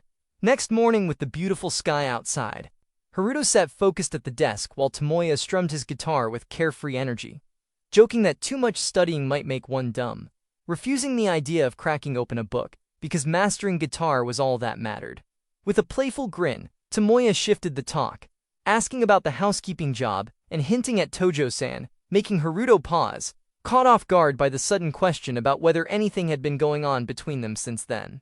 Tomoya lit up with excitement when Haruto revealed he had gone to the Tojo house a few times, though only for work. Yet Tomoya couldn't hold back his shock, while Haruto calmly explained it was just a fixed-term contract. And with a teasing grin, Tomoya pushed that being liked by the whole family was great, urging not to miss the chance to get closer to Tojo-san. Tomoya leaned in with a playful grin, asking if it might end in dating, but Haruto firmly pushed the thought aside with a big no, while Tomoya raised a brow, questioning how he could say it so surely, and teased that with cooking so good, maybe she would fall for him through her stomach, as the memory of Ayaka enjoying the food flashed with her smiling, saying she couldn't live without Itsuki-kun's cooking. Certain Tojo-san wasn't someone who easily fell in love, noting she would have dated long ago if that were the case. Tomoya teased with a playful grin, calling Tojo-san the school idol, while Haruto calmly imagined the storm of trouble if dating her, thinking peace at school mattered more, leaving Tomoya sprawled on the bed calling him a coward, as Haruto just turned a page and muttered a quiet well. Haruto thought quietly, Tojo-san is indeed pretty, yet behind that image she was easier to talk to, a caring Onisan for her brother, and in her soft eyes came the question, does that mean joining would be a bother? While later Tomoya leaned close, asking about going there again today. Haruto admitted with a small nod, after finishing shopping for his own place, leaving Tomoya groaning in jealousy. Haruto walked into the market, noticing more people than usual, the crowd buzzing with energy around the fresh displays, his eyes catching the sign of a limited-time sale. Beef belly slices only 120 yen per 100 grams, while other discounts covered spices and condiments, his hand at his chin as he calculated with calm focus. But then, as he turned toward the entrance, something unexpected caught his gaze, pulling a sharp reaction from him. Eyes wide in surprise, Haruto stopped in front of the shelf, eyes widening at the sign that read sesame oil only 78 yen, far cheaper than usual, his thoughts racing at how it was normally over 200 yen, wondering what was happening to this world. Almost joking in disbelief, his hand reached forward with urgency, declaring it must be bought right now. But just as excitement sparked, a note on the shelf revealed the truth. The product limited to one each per customer, leaving him startled with a sharp gasp. Haruto clenched his fist in frustration, muttering about the same problem again, his mind racing for a solution as fingers tapped quickly on the phone. Deciding in this situation the best move must be made, a call placed with urgency. His voice steadied as the line connected, greeting his friend, the cheerful reply coming back at once, asking Tomoya to come to the supermarket right now. Smiling with excitement, He declared this chance would not be missed again. While on the other side, Tomoya sensed it was a pressing matter, guessing it was that time once more. A casual question asked if something had been forgotten, but Haruto's tone carried determination. Haruto held the phone close, listening as his friend explained being on the way to band practice, unable to help this time, leaving only an apology behind. With a sigh, Haruto moved to the next call, determination in his eyes. Another voice answered, wondering if heading there right now was needed, but hands busy with baking a cake kept him tied down. Apologies were exchanged, polite words softening the disappointment, and once again Haruto pressed on. Basket in hand, he walked through the aisle, muttering in frustration, knowing the only one left would decide everything.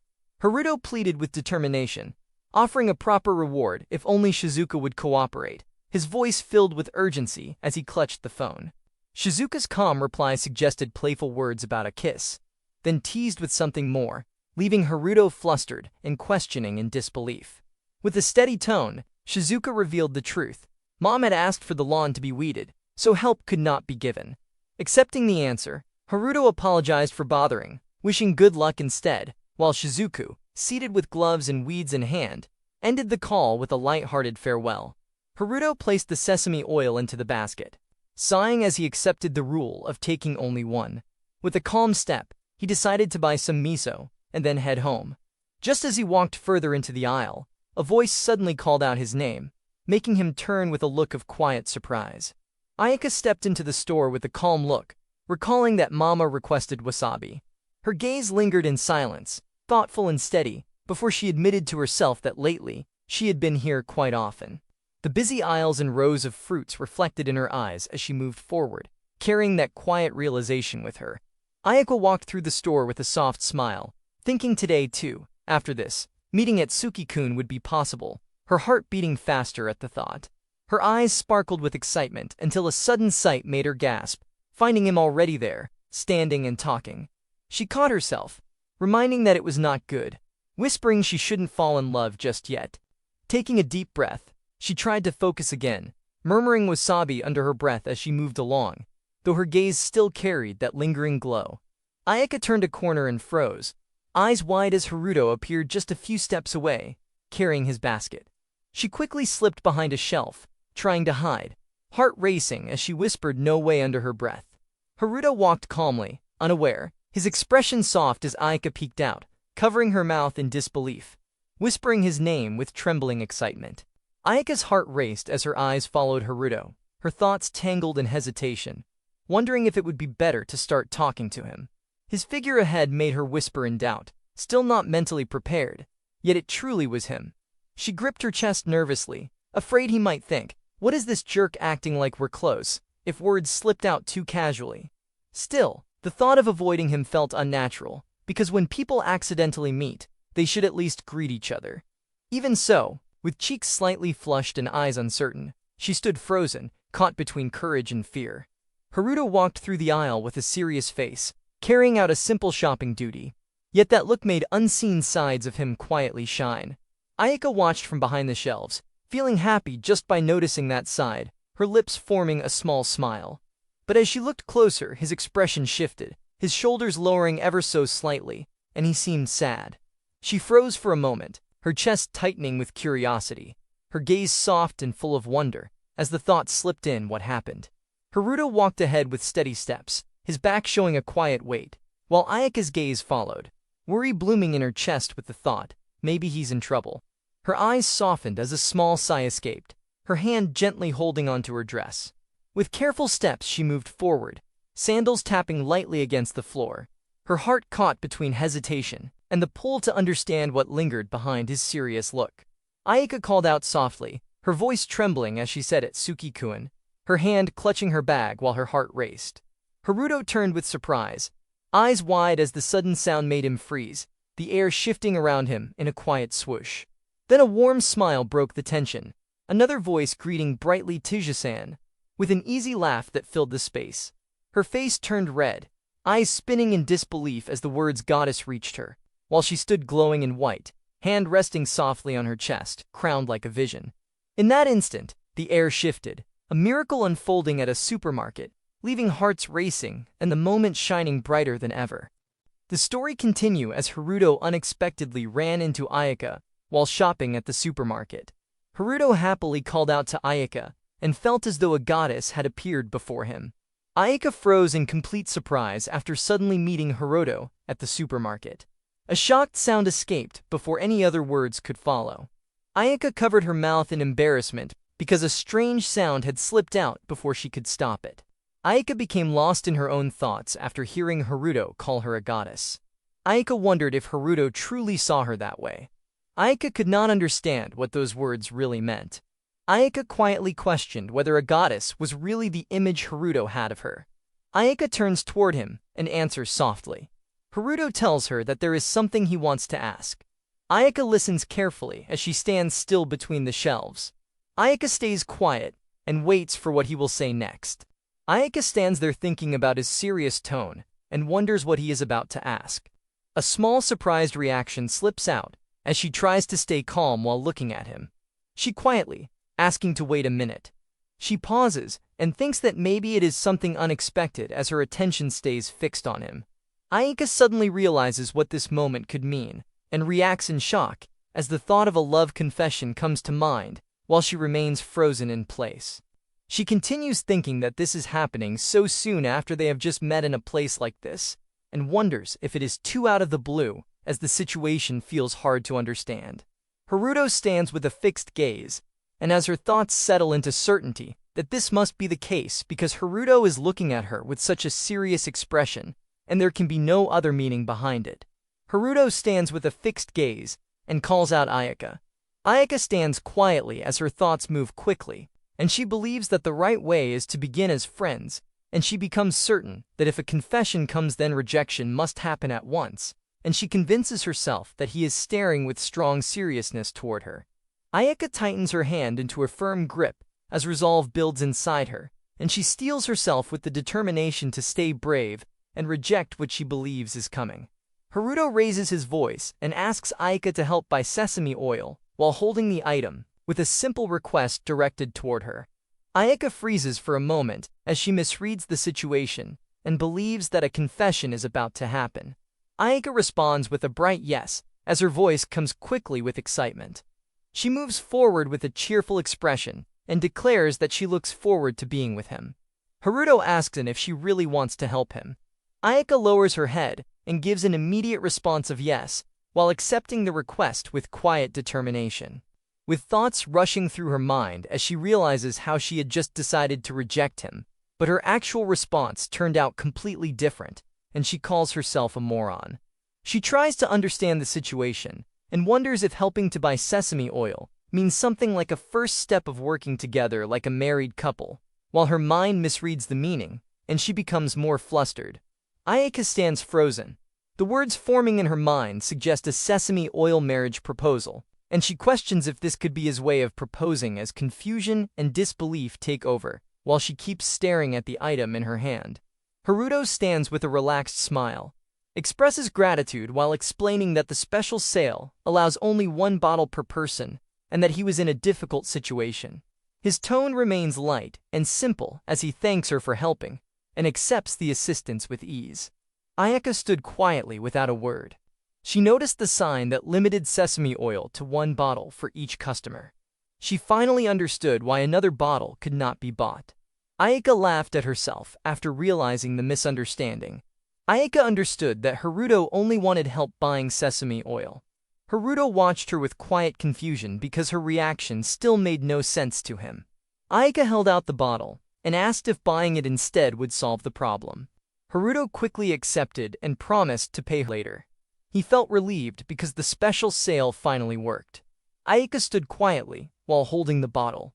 She could not bring herself to face Haruto because the misunderstanding still lingered in her heart. Ayaka held the sesame oil close and admitted that the embarrassment had become overwhelming. Ayaka could only think about the strange sesame oil marriage proposal that never existed. She called herself a complete moron and an idiot because every thought had been nothing more than a misunderstanding. She handed the bottle to him and told him to take it. He accepted the sesame oil and received it with gratitude. Haruto thanked her once again because the help meant so much. She smiled after gratitude and felt happy that everything had worked out.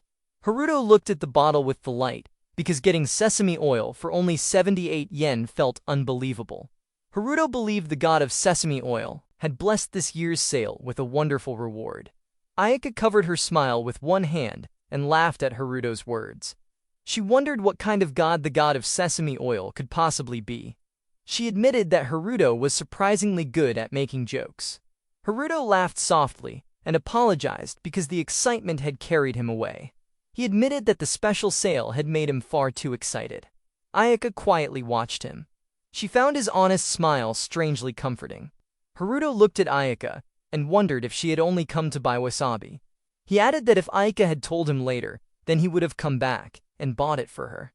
Haruto admitted that preparing and cooking fish was within his abilities. He asked what kind of fish Ayaka planned to cook. Ayaka asked Haruto to wait for a minute. She looked at the package and tried to read the label. She quietly wondered how the kanji should be read. She softly sounded out biri, then tai before trying to figure out the rest. Haruto asked if he could look at the kanji. Ayaka handed over the phone and agreed without hesitation. Haruto looked at the screen and figured out the reading. Haruto believed the kanji was read as sawara because the fish and spring characters formed that word. She smiled after hearing the explanation. Ayaka admitted that Haruto really knew a lot. Haruto moved a little closer so he could read the phone better. He looked at the screen and thought that sawara would be a good choice for cooking. She quietly realized that the distance had become too close. She noticed that Haruto was standing beside her. She became flustered because Haruto had not moved away. Ayaka wondered what should be done. She thought that moving away now might make her seem too self-conscious. She decided to stay where she was. She quietly wondered if Haruto really did not mind standing this close to her. He realized that she had moved much closer to her than expected. He wondered how he could escape from the awkward situation. Haruto noticed that the distance between them had become much too close. He admitted that he was not her boyfriend. He also noticed Ayaka's pleasant scent. He scolded himself for thinking about something like that. He quickly realized those thoughts were completely inappropriate. Haruto decided that moving away too suddenly would make him seem too aware of the situation. He chose to step back in a natural way. Haruto asked Ayaka if her house had a gas stove. Ayaka walked beside him while listening to the question. Ayaka looked surprised after hearing about a gas stove. She admitted that she was not sure. Ayaka thought there might not be one at home. He explained that sawara tasted best when grilled. He remembered there was a home center next to the building. He decided to buy a gas stove there. Ayaka hesitated for a moment before gathering her courage. Ayaka quietly asked if she could go with Haruto too. Ayaka was startled by her own request. She realized that the words had slipped out by reflex. He looked at her with surprise and asked if she meant the home center. She admitted that she had never been to a home center before. She quietly hoped Haruto would understand. He realized that it was only natural. He thought that a girl like Ayaka would probably never visit a home center. Haruto turns with a soft smile and gently asks Ayaka if they should go together. Ayaka holds her phone close and smiles brightly as she agrees without hesitation. Her thoughts quietly settle on the feeling that being with him feels comforting, even if she does not fully understand why yet. Though she wants to stay with Atsuki-kun a little longer. Both of them begin walking together in silence, as their steps match naturally. Ayaka suddenly recalls the moment from earlier and lets out a small gasp. Ayaka covers her face in embarrassment, while the thought lingers that if Haruto had truly been confessing to her then, Ayaka thinking that if it were him, then she would naturally accept those feelings and stay by his side. They move forward together, and her heart reacts strongly as she realizes her feelings toward Haruto are changing. Ayaka feels a strange feeling in her chest, while thinking what this commotion inside her chest means. Haruto turns and asks what happened while Ayaka looks at him still confused and trying to calm her feelings. Ayaka reacts shyly and looks away for a moment while Haruto waits, and the silence feels a little awkward. Haruto holds an eco bag and asks if she means this while Ayaka looks at it and softly says it looks cute, and Haruto responds in simple curiosity. Ayaka noticed the bear design and explained that his grandmother usually used this one. Haruto admitted that he liked it quite a lot as well. She quietly listened and found another small part of Haruto's everyday life that brought a gentle smile. Ayaka looked toward Haruto with a bright smile and thought Haruto's grandmother was adorable. He let out a cheerful laugh and offered heartfelt gratitude for everything Ayaka had done. Ayaka stepped into the home center, and a soft sound of amazement escaped as endless rows of products stretched before her. The place held far more items than she had ever imagined, and the discovery filled her with quiet excitement. Ayaka looked around once again and admitted that she had never expected a home center to sell so many different products. Haruto watched Ayaka admire the store and explained that almost everything could be found here because of the wide variety of product lineups. Ayaka suddenly noticed something that caught her attention, and a small sound of surprise slipped out. She noticed the sign for the pet corner. Haruto wondered if taking a look there for a while would be a good idea. The simple suggestion immediately caught Ayaka's attention. Ayaka looked at Haruto with a bright smile and eagerly hoped they could visit the pet corner together. Haruto gladly agreed without any hesitation and welcomed the idea with an easy smile. Ayaka happily hurried toward the pet corner with an excited cheer. Haruto followed behind her. Ayaka stopped before the small puppy, and a soft sound of surprise escaped her. The tiny little dog looked so fluffy that she could not hide her delight. The fluffy puppy stood before Ayaka with its tiny body full of charm. Ayaka found the little puppy so cute that her attention stayed completely on the adorable little companion. Ayaka slowly lowered herself in front of the little puppy and found it coming closer with tiny steps. Ayaka smiled while holding the little puppy and admitted that she had never known a Pomeranian puppy could be this small. Haruto quietly watched her enjoy the adorable little dog. Ayaka could not hold back her excitement because the little puppy was simply too cute. Haruto smiled softly while watching Ayaka happily play with the little puppy. Ayaka happily called Haruto and excitedly showed the tiny little paws of the puppy.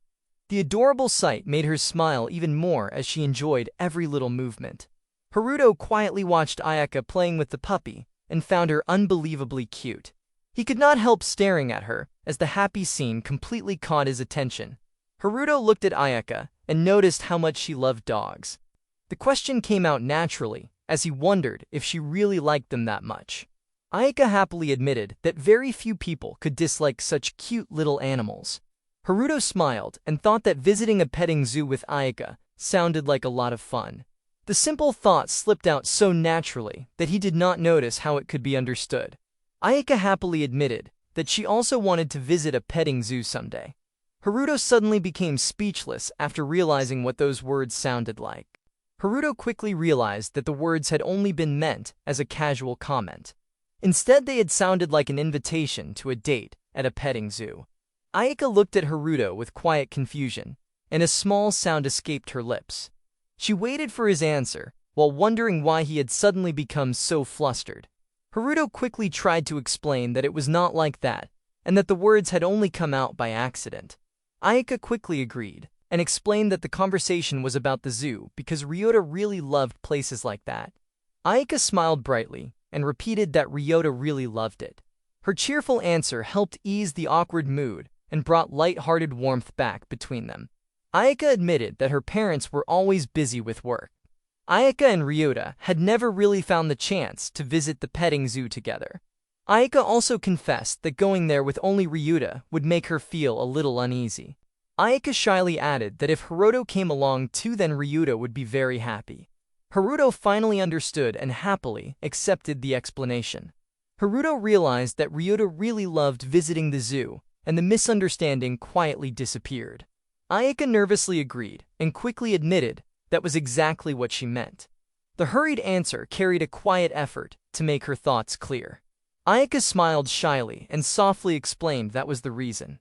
A quiet sound escaped as she searched for the right words and hoped Haruto would understand what she wanted to say. Haruto looked at Ayaka with a gentle smile after hearing her explanation. The misunderstanding had faded away, and his heart finally felt at ease. Haruto smiled and suggested visiting the zoo together next time. Haruto quickly added that Ryota would come too, and that the three of them could enjoy the trip together. Ayaka softly agreed with a shy voice. Ayaka repeated that the three of them would go together with Ryota, and quietly accepted Haruto's invitation. Ayaka smiled quietly while the happy promise still remained in her heart. Haruto paused for a moment as the silence lingered between them. Haruto suddenly remembered the reason they had come and realized they still needed to buy the gas stove. Ayaka quickly agreed that buying the gas stove should come first. Haruto and Ayaka quietly walked side by side toward the next stop. Their footsteps naturally matched as they left the pet corner behind and headed for the home center. Haruto and Ayaka quietly walked side by side after leaving the home center. Haruto nervously asked if it would be all right for him to visit Ayaka's house again later. Ayaka softly agreed and accepted the idea without hesitation. Haruto brought up the zoo plan once more.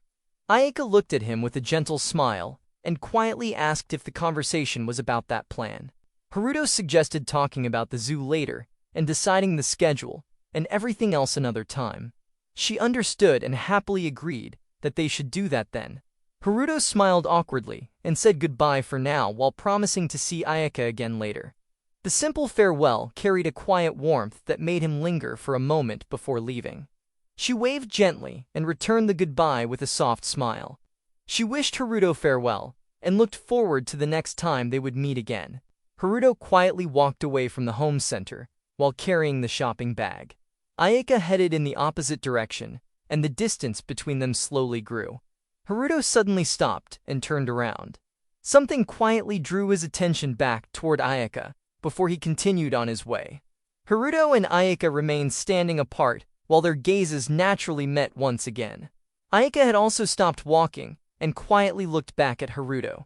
Even after saying goodbye, she still found herself wanting one more look at him. Haruto watched Ayaka's back as she slowly walked farther away.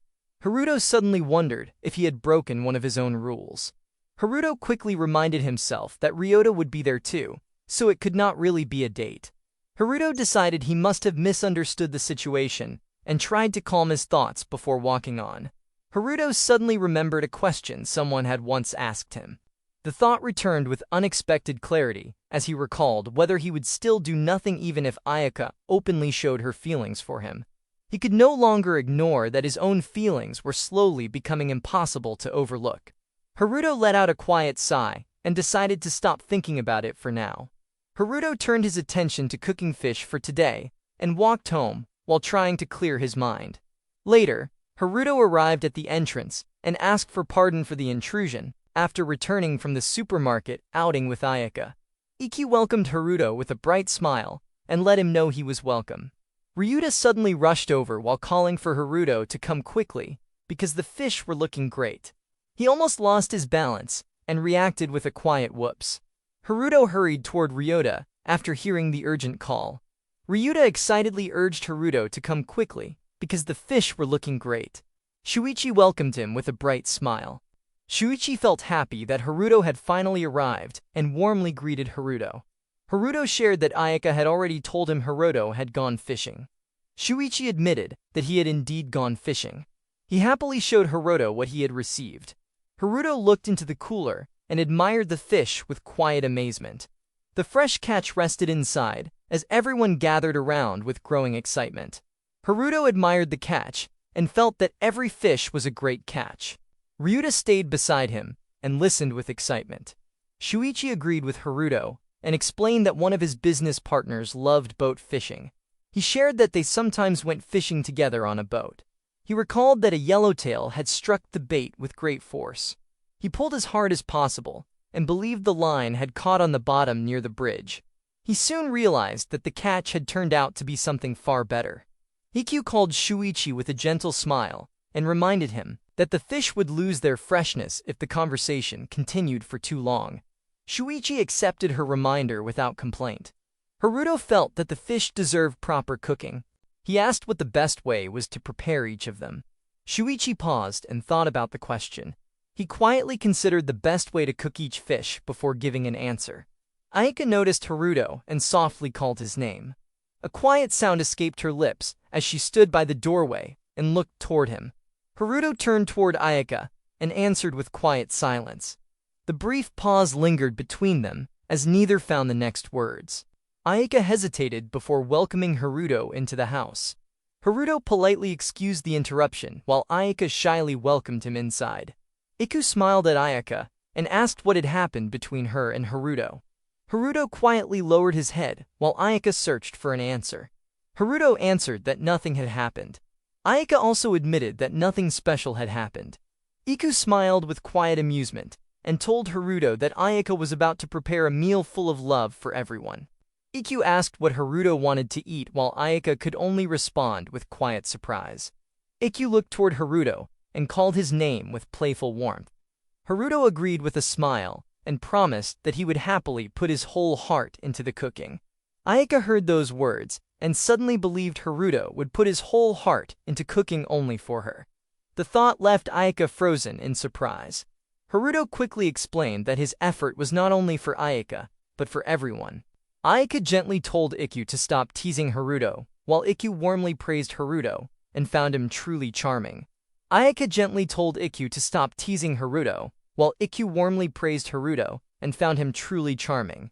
Ryota eagerly called for Haruto and happily declared that sashimi was exactly what he wanted to eat. His excitement quickly spread through the room as he looked forward to the fresh meal. Shuichi explained that fresh fish were usually prepared as sashimi because that was the way most people enjoyed them.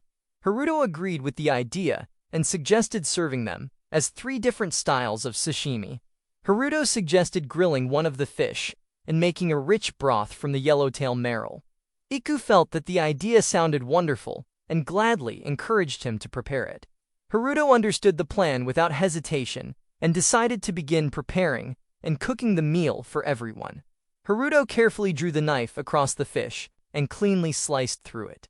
Every precise cut showed steady skill as the preparation continued without hesitation. The smooth rhythm of each movement revealed long practice and quiet confidence. Shuichi watched Haruto work and admired how skillful his hands were. Simply watching the careful preparation impressed him and earned Haruto sincere praise. Haruto gratefully accepted the compliment and humbly thanked Shuichi for his kind words. Iku wondered whether Haruto might teach her how to cook fish. Haruto welcomed the idea and happily promised to teach Ayaka if she truly wanted to learn. Iku felt pleasantly surprised by the answer and quietly accepted Haruto's offer with growing anticipation. Iku invited Ayaka to join everyone. Ayaka hesitated and softly wondered whether joining them was truly the right choice. Iku suddenly realized that if Ayaka's future husband was someone like Haruto, then learning to cook fish might not even be necessary. The playful remark reached everyone without restraint and carried an unmistakable meaning. Ayaka froze in complete surprise and quickly protested that Iku should not say such things in front of Haruto. Embarrassment filled Ayaka as she tried to stop the teasing before Haruto could react further. Iku quickly insisted that she had only said someone like Haruto and not Haruto himself. Ayaka desperately tried to correct the misunderstanding, while hoping those words had not been taken the wrong way. Iku laughed softly and asked Haruto to continue being friends with Ayaka, even if Ayaka could sometimes be a little absent-minded and dreamy. Haruto quietly agreed and admitted that he also looked forward to staying good friends with Ayaka. His honest answer carried quiet sincerity and reached Ayaka without hesitation. A silent glance passed between them, and neither Haruto nor Ayaka could look away for long. Ayaka gently held her face as Haruto's words settled in her heart. Haruto fell into thoughtful silence as the room became quiet around him. The lingering feelings from the conversation stayed close and refused to leave his mind. Shuichi quietly considered everything that had happened and slowly reached a conclusion. Shuichi realized that if Ayaka married Haruto, then Haruto would become his son-in-law. The thought lingered in Shuichi's mind as quiet understanding took shape. Ayaka and Haruto turned toward each other at the very same instant. Shuichi admitted that he did not feel ready to let his precious daughter get married yet. Ayaka quickly stopped Shuichi and insisted that he should stop imagining such strange things on his own. Haruto froze in complete surprise as the unexpected question caught him without any chance to prepare an answer. Ryuta looked at Haruto with innocent curiosity and asked if Haruto was truly going to marry Ayaka. Haruto could only watch her in quiet surprise as the unexpected conversation left both of them unable to find any words. Ayaka hurried toward Ryuta and begged him to stop talking. She pleaded with him not to say those things because Haruto was holding a knife, and those words could distract him. Ryuta innocently wondered if Haruto married Ayaka, then Haruto would become his real older brother. Ayaka could only let out a stunned sound, as the innocent question left her completely flustered. Ayaka desperately begged everyone to stop talking about marriage.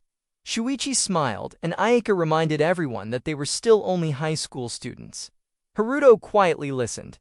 Hikyu smiled with gentle amusement, and remarked that the marriage could happen after Haruto and Ayaka had both graduated. Ayaka immediately begged Hikyu to stop talking as her embarrassment only grew stronger. Later, Ayaka fell onto her bed and let out a weary groan. She admitted that she was completely exhausted, as the events of the day continued to linger in her thoughts. She remembered that Haruto had prepared such a delicious dinner for everyone. She realized that she had been so overwhelmed that she could not relax enough to truly enjoy any of the wonderful dishes. The thought quietly returned to her mind and gently lifted her weary mood. Ayaka released a long sigh before suddenly remembering the plan to visit the zoo with Haruto. Ayaka reflected that if the plan for the zoo had come up during dinner, then everyone probably would have become even more excited. She quietly felt that the situation could have become far more overwhelming. Ayaka realized that everyone had truly started to like Haruto. She thought that Shuichi seemed especially serious whenever the conversation turned toward marriage. Ayaka placed a hand against her chest and admitted that the real problem was not only the conversation. She realized that the most serious matter rested inside her own heart. Ayaka remembered Shuichi admitting that he still could not bring himself to let his precious daughter get married yet. Ryuta innocently wondered once again if Haruto was really going to marry her. His simple question echoed inside Ayaka's thoughts and refused to disappear. Ayaka hugged her knees and admitted that even she had started imagining it a little.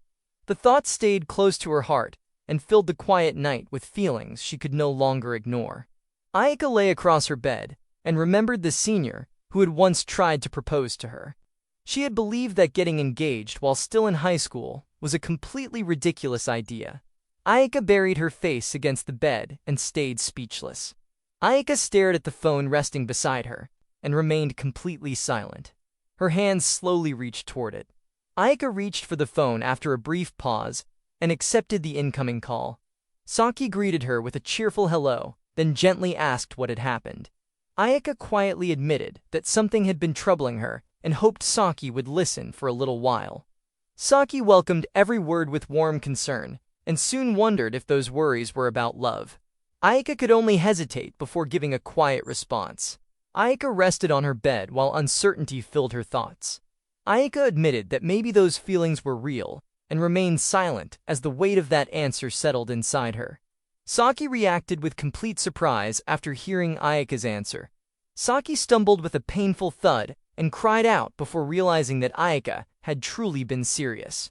She quickly noticed something was wrong and asked if Saki was all right. Saki refused to believe it, because Ayaka had always hated talking about boys, and now wanted to discuss love. Saki declared that staying calm was impossible, and wondered who had finally managed to shake Ayaka's heart so deeply. Ayaka confessed that she was not completely overwhelmed by love yet, and insisted that nothing had reached that point. Ayaka tightened her grip on the pillow, and quietly pleaded for Saki to listen until the end. Ayako admitted that she was trying to understand the feelings growing inside her, but could not figure them out alone. Ayaka revealed that this was why she wanted to have a heartfelt talk with Saki, and share everything weighing on her heart. Saki quickly accepted the idea and promised that everything was understood. Saki decided that talking through the phone would only waste time, and proposed meeting face to face instead. Saki happily promised to spend as much time as needed talking with Ayaka. Ayaka could only stare in complete surprise after hearing such an unexpected offer. Saki immediately arranged a meeting for tomorrow, at 11 in the morning, at the usual cafe. Ayaka hesitated and tried to stop Saki for a moment. Saki brushed aside every small concern and warmly promised that everything could wait until tomorrow. Ayaka quietly accepted the plan and agreed to meet Saki the next day. Ayaka looked at the phone after the call ended and quietly realized that Saki had already hung up. She let the phone fall onto the bed and sank back against the pillow. The weight in her heart remained while the coming meeting filled her thoughts. She gazed into the distance without speaking as countless feelings drifted through her mind. She wondered whether talking with Saki would finally help her understand the feelings growing inside her. Morning arrived with birds singing outside the window. She slowly climbed out of bed with a sleepy yawn and admitted that she was still exhausted. Aika remembered that after ending the call, she had spent the rest of the night lost in endless thoughts. She realized that the constant overthinking had left her with barely any proper sleep. Ikkyu noticed Aika had arrived much earlier than usual and warmly wished her a good morning, while wondering why she was already there so early. Ayaka quietly returned the greeting and revealed that today would be the day to meet Saki.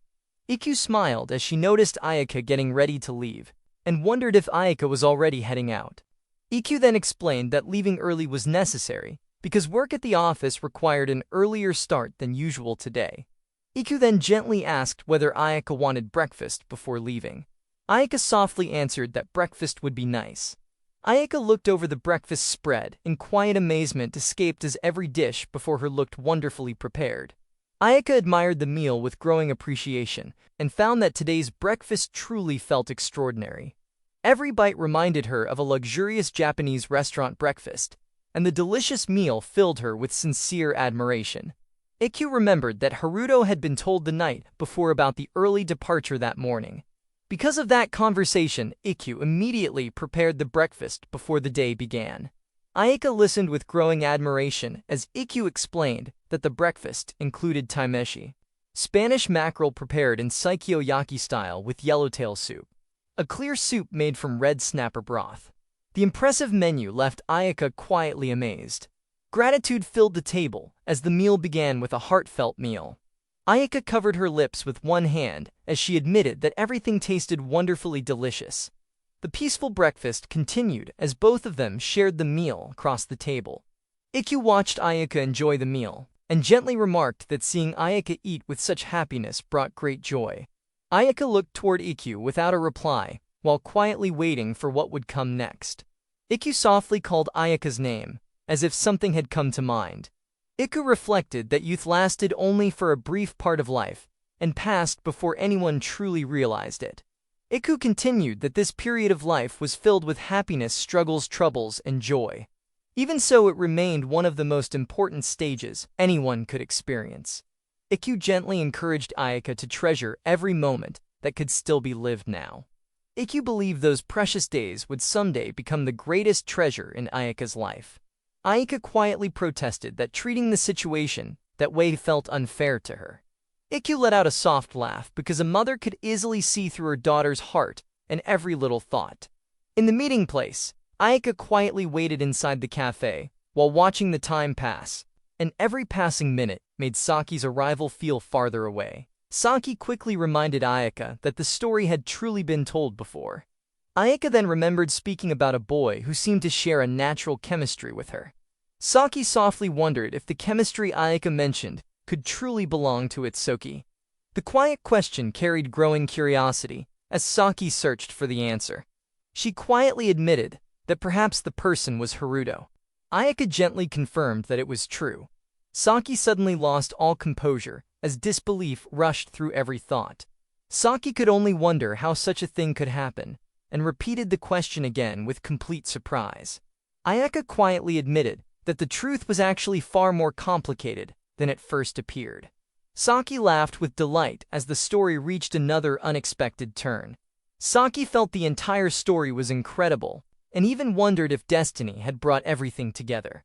Saki also playfully questioned whether Itsuki was truly as wonderful as the story made him seem.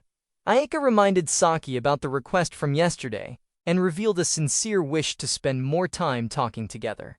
Ayaka quietly confessed that no answer had been found yet. Ayaka admitted that the feelings toward Haruto still remained uncertain, and the heart could not decide whether they were love or something entirely different. Ayaka remembered that Saki had once experienced having a boyfriend. Ayaka believed that memory might help and hoped Saki could offer an answer that would finally make those confusing feelings easier to understand. The silence lasted for a while as Saki carefully considered everything Ayaka had shared. Saki finally understood why Ayaka had no experience with feelings like these. Saki realized Ayaka had avoided boys for many years and naturally had no idea how to understand such emotions. Saki suddenly burst into laughter and called Ayaka unbelievably adorable. Saki teased that Ayaka had barely slept the previous night because of those feelings. Ayaka protested and begged Saki not to make fun of the situation. Saki quickly apologized with a cheerful smile and admitted the teasing had gone a little too far. Saki quietly hummed as another thought formed. Saki wanted to confirm one last detail and pointed out that Itsuki had stayed in Ayaka's thoughts almost every day recently. She confirmed the uncertainty remained because the heart still could not tell whether those feelings were love or only admiration. Ayaka gently admitted that Saki had understood everything correctly. Saki accepted the answer with a thoughtful nod. The next words carried the beginning of an answer that Ayaka had been waiting to hear. Saki suddenly asked Ayaka to introduce Haruto. The unexpected request carried complete confidence, as if the answer had already been decided. Ayaka could only stare in complete disbelief. The unexpected proposal left Ayaka speechless, and only a confused reaction escaped. Ayaka questioned the reason behind such a request. Ayaka could not believe Saki was serious, and hoped the entire suggestion was only a joke. Saki immediately denied that it was a joke. Saki firmly declared that the next time that Suki visited Ayaka's house, Saki also wanted to come over and meet him. Saki firmly stopped Ayaka before another word could continue. The short warning urged Ayaka not to go through with that idea. Ayaka could only let out a quiet response. Saki patiently waited while Ayaka struggled to gather the courage to continue the conversation. Ayaka softly questioned whether refusing was truly impossible. Ayaka remembered that only Ayaka had ever witnessed Haruto's rare side while helping with the housekeeping. Ayaka feared that if someone else saw that special side of Haruto, then even Saki might become close to him. Ayaka quietly admitted that the thought alone felt painfully unbearable. Ayaka understood that such a thing could never be allowed to happen. Ayaka remembered that Saki was a genuinely charming girl. Saki could become comfortable around boys without difficulty, and always found interesting conversations with remarkable ease. Ayaka imagined Saki becoming good friends with Haruto.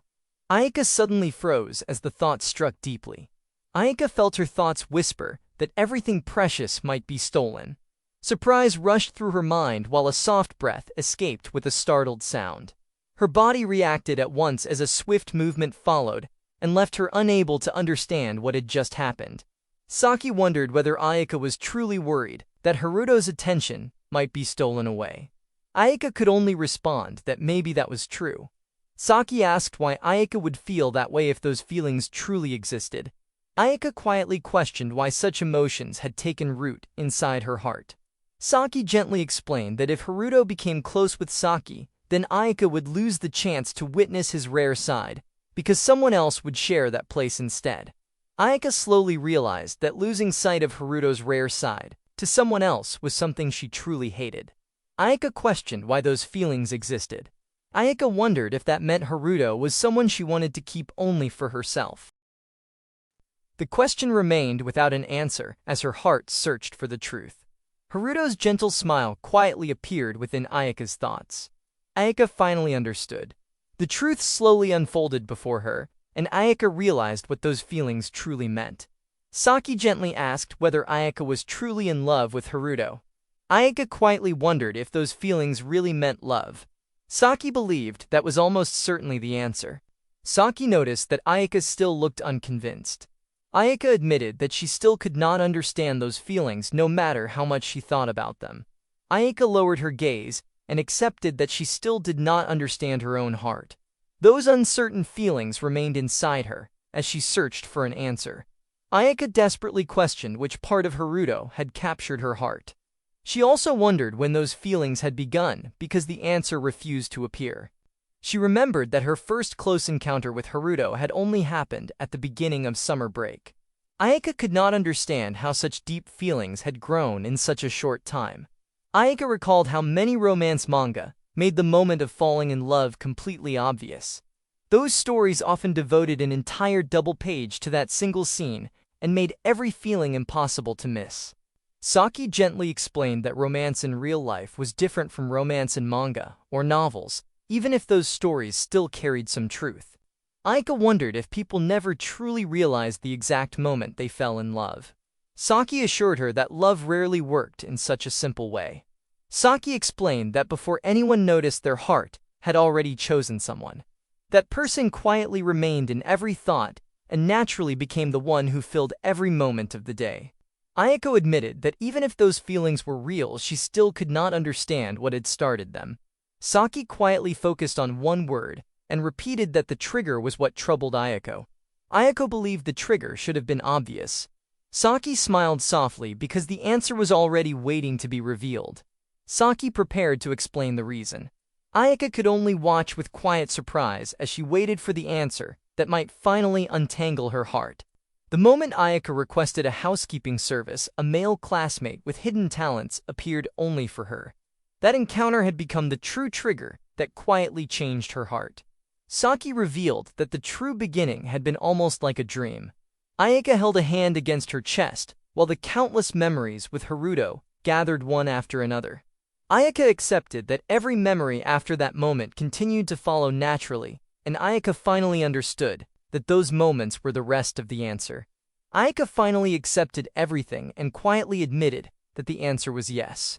Ayaka understood that this was the journey of how love for Haruto had quietly grown inside her heart, and the answer finally became clear. Saki felt happy because Ayaka had finally reached the answer that had been waiting within her heart all along. Saki watched Ayaka with a satisfied smile.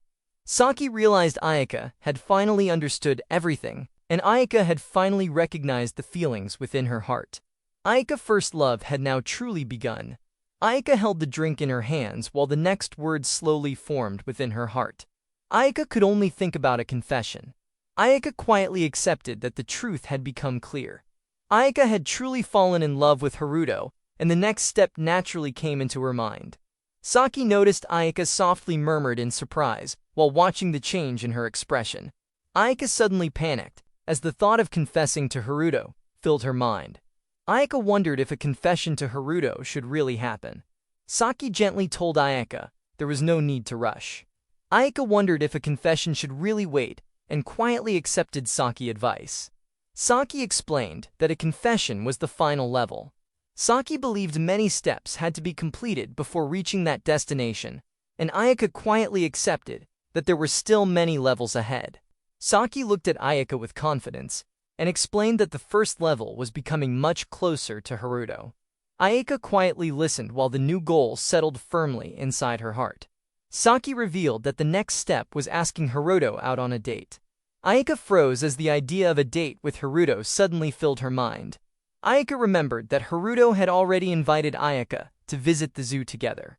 Saki immediately realized that opportunity had already appeared before Ayaka. Saki jumped up in complete shock after hearing the truth. Saki was still amazed because Ayaka had already managed to reach that stage with Haruto. Ayaka shyly admitted that the outing was not really a date because Ryota would also be going to the zoo. Saki realized Ryota would also join the trip and understood Haruto probably would not notice it was meant to feel like a date.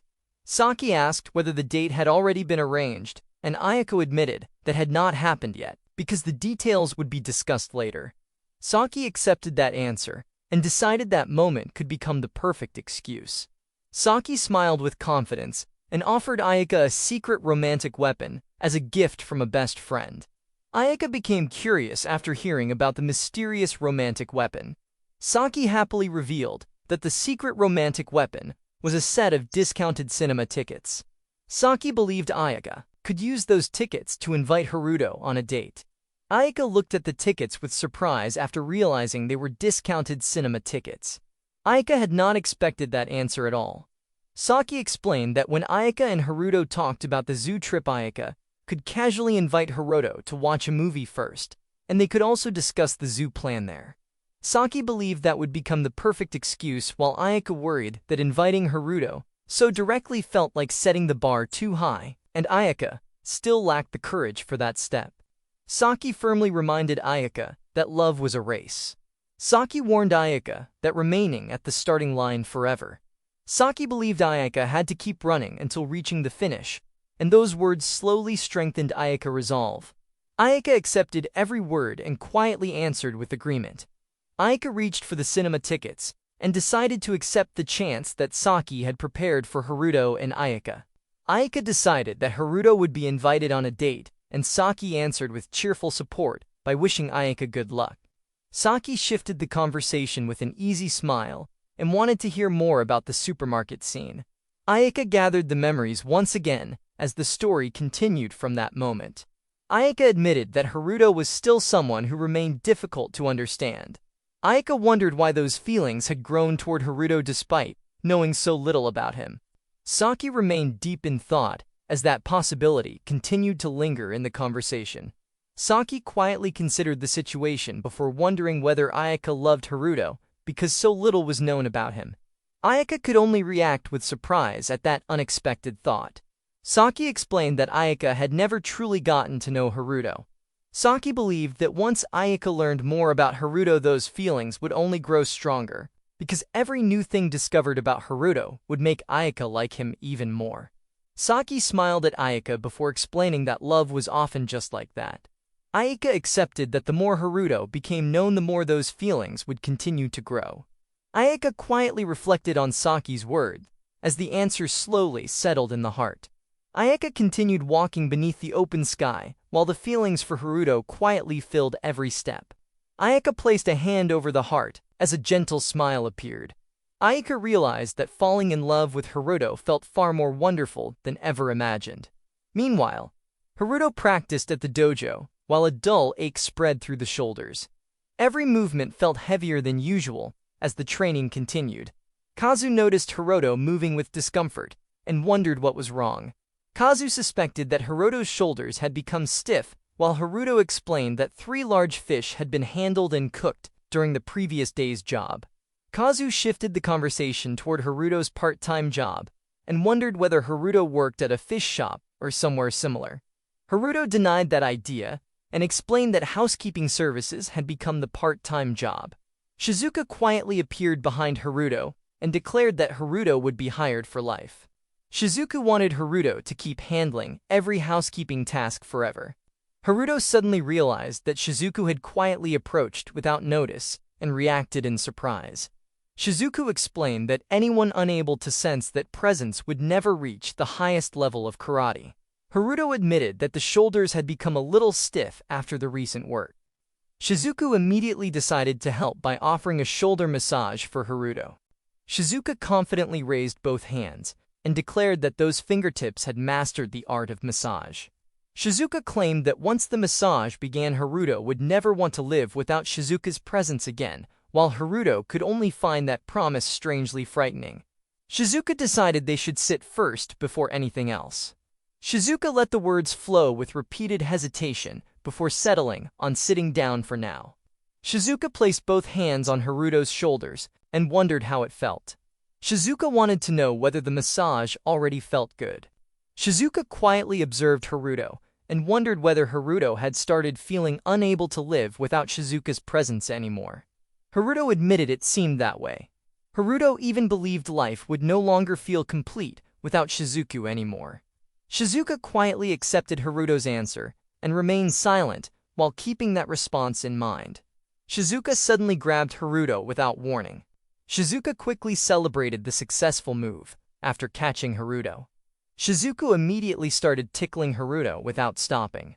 Haruto tried to stop Shizuku and called Shizuka's name while laughing uncontrollably. Haruto begged Shizuku to wait, yet the endless tickling continued. Shizuka continued attacking with relentless tickles while repeating the playful assault again and again. Haruto laughed even harder while calling for Kazu's help. Kazu watched the scene and realized Haruto and Shizuka truly got along very well. Shizuka let out a satisfied breath after finishing the attack. Shizuka asked whether Haruto had finally learned the power of Shizuka's hands. Haruto struggled to catch his breath and wondered what had just happened. Shizuku explained the tickling had been punishment for playing with a maiden's pure feelings. Haruto questioned what a maiden's pure feelings even meant and could only stare at Shizuku in confusion. Kazu wondered whether Shizuku had gone a little too far with the punishment. Haruto quickly agreed and questioned why Kazu had not stopped Shizuku sooner. Kazu corrected the conversation and explained the question was about Haruto's part-time job. Kazu wondered whether working for someone else's household was difficult and asked whether Haruto ever became tired of it. Haruto answered that exhaustion never bothered him because Haruto had chosen that job on his own. Haruto firmly insisted there was nothing to complain about. Haruto explained the family always treated Haruto with kindness. Haruto felt happy seeing them satisfied with the housekeeping service and enjoying every meal Haruto prepared. Haruto felt nothing but sincere gratitude. Ayaka quietly thought that everything became even more meaningful after hearing Haruto's honest feelings. She gently smiled while watching Haruto. He concluded that choosing the housekeeping part-time job had been the right decision. Haruto smiled with confidence because every experience had strengthened that belief. Kazu understood Haruto's feelings and felt glad that Haruto had finally found the part-time job Haruto truly wanted. Haruto happily agreed with Kazu's words. Haruto noticed Shizuku quietly approaching and wondered what had gotten into Shizuku. Shizuku raised both hands and innocently asked whether Haruto would allow another round of tickling. Haruto shouted and demanded to know why Shizuku was doing this while begging Shizuku to stop messing with Haruto. Shizuku suddenly chased Haruto across the dojo because Haruto had somehow annoyed Shizuku for no clear reason. Next day, Haruto happily confirmed the cleaning had gone well. Haruto felt satisfied with the progress and prepared to continue the next step. Haruto carefully scrubbed the bathroom until every surface became clean. The brush moved again and again while Haruto worked with steady dedication. Haruto reminded himself that the next step was to rinse everything thoroughly. Ayaka suddenly found Haruto in front of her and cried out in complete surprise. Haruto also reacted with shock as the unexpected encounter caught both of them completely off guard. Haruto politely apologized because Haruto had not realized Ayaka was there. Haruto immediately asked whether there was anything Haruto could help with. Ayaka hesitated for a moment before gathering enough courage to speak. Ayaka slowly admitted there was something important to discuss. Ayaka finally revealed that Ayaka had been wondering whether Haruto could help for a while. The request came carefully because Ayaka still felt uncertain. Ayaka nervously tried to ask whether Haruto had type A. The words became stuck several times because Ayaka could not bring the question out smoothly. Ayaka finally asked whether Haruto is a type with an embarrassed smile. Haruto looked confused because the sudden question seemed completely unexpected. Haruto thought Ayaka was asking about Haruto's blood type and answered with that assumption. Ayaka quickly realized the misunderstanding and awkwardly explained that Haruto's cleaning results were remarkably clean and that Haruto worked with careful precision. Haruto explained that Haruto had type O blood. Haruto also admitted that Haruto's bedroom was actually a little messy, so Ayaka would not misunderstand Haruto. Ayaka quietly accepted that Haruto's blood type was type O. Ayaka reflected on the answer while trying to understand what it meant.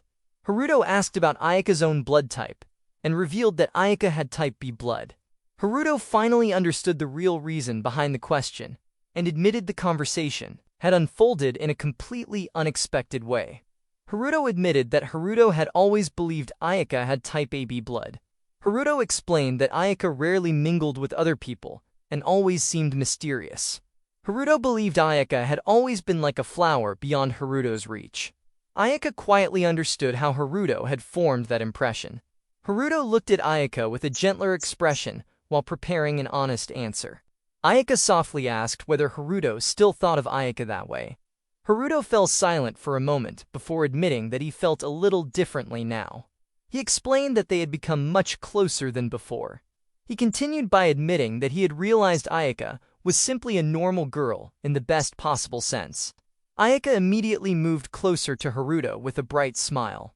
Ayaka happily asked whether he was truly serious after hearing Haruto's honest words. Ayaka remained close to him while waiting for his response. He suddenly realized Ayaka had come far too close. The unexpected distance left him unable to react right away. Ikutojo softly called out to Haruto while stepping into the room. Haruto looked toward the entrance with surprise. Ikyu apologized because Ikyu thought the visit might become a nuisance for both of them. Ikyu also apologized for the unexpected intrusion. Ayaka quickly stopped Ikyu because Ayaka did not want Ikyu to keep saying such strange things. Ayaka apologized because Ayaka knew Ikutojo always said strange things about him. Haruto assured Ayaka that nothing was wrong. He admitted feeling a little jealous because Ayaka had such a cheerful mother. Ayaka quietly accepted those words with a gentle smile. He smiled as Haruto admitted feeling grateful simply because Iku had become a mother figure in Haruto's life. Ayaka could only gaze at Haruto while trying to understand those unexpected feelings. Haruto continued by admitting that whenever she teased him and left him embarrassed, Ayaka looked incredibly adorable. Ayaka reacted with complete surprise because those unexpected words caught her completely off guard. Ayaka let out a small sound while trying to gather the courage to speak. Haruto's unexpected words left Ayaka unsure how to respond. She wondered if looking adorable while embarrassed was really true. She then called him a real menace because he had embarrassed her again. Haruto quickly tried to explain, but the words would not come out properly. He could only apologize after realizing the compliment had embarrassed her. He quickly changed the subject and brought up the zoo plan from the other day. Ayaka immediately agreed, because that was exactly what she wanted to talk about.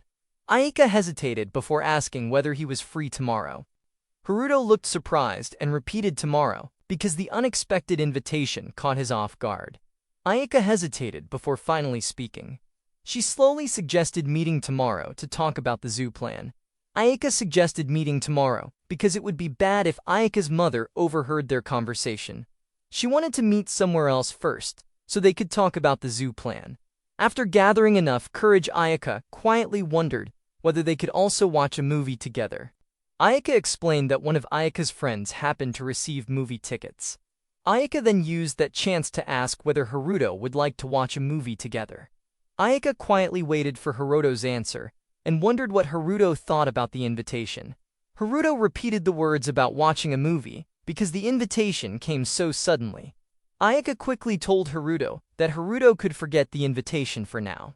Haruto understood that the meeting was supposed to be about the zoo plan, but he also understood that the discounted movie tickets were a rare chance. He admitted that finding the right words was difficult. He hesitated because he searched for the right words to answer. He told her not to worry because he wanted to go to the cinema too. Ayaka looked at Haruto in surprise and quietly asked whether Haruto truly meant those words. Haruto smiled and confirmed the answer without hesitation. Ayaka smiled with bright happiness after hearing Haruto accept the invitation. Haruto shyly suggested deciding which movie they would watch. Ayako admitted that one movie had already caught Ayako's interest because of simple curiosity. Ayako showed the movie titled Natsuzora to Koi. Haruto realized that Ayako enjoyed romance movies, even though Haruto had never expected Ayako to like that genre.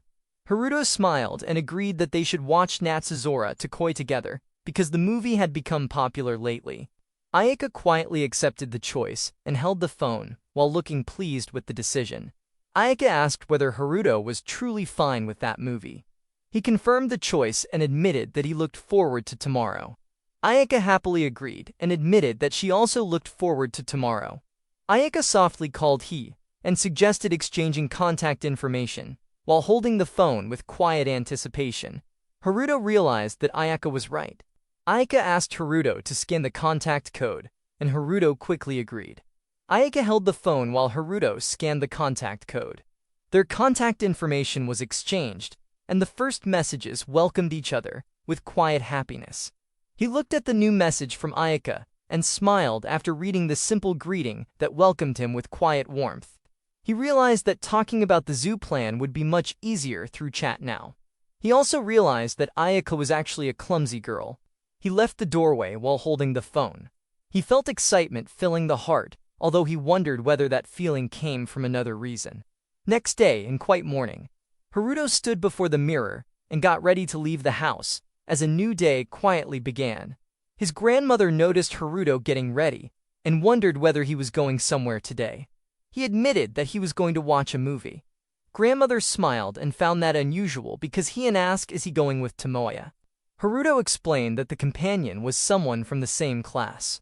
Grandmother suddenly wondered if the classmate could be a girl. Haruto hesitated for a moment before quietly admitting that it was true. The answer instantly brightened her face as she cheerfully declared that the outing sounded just like a date.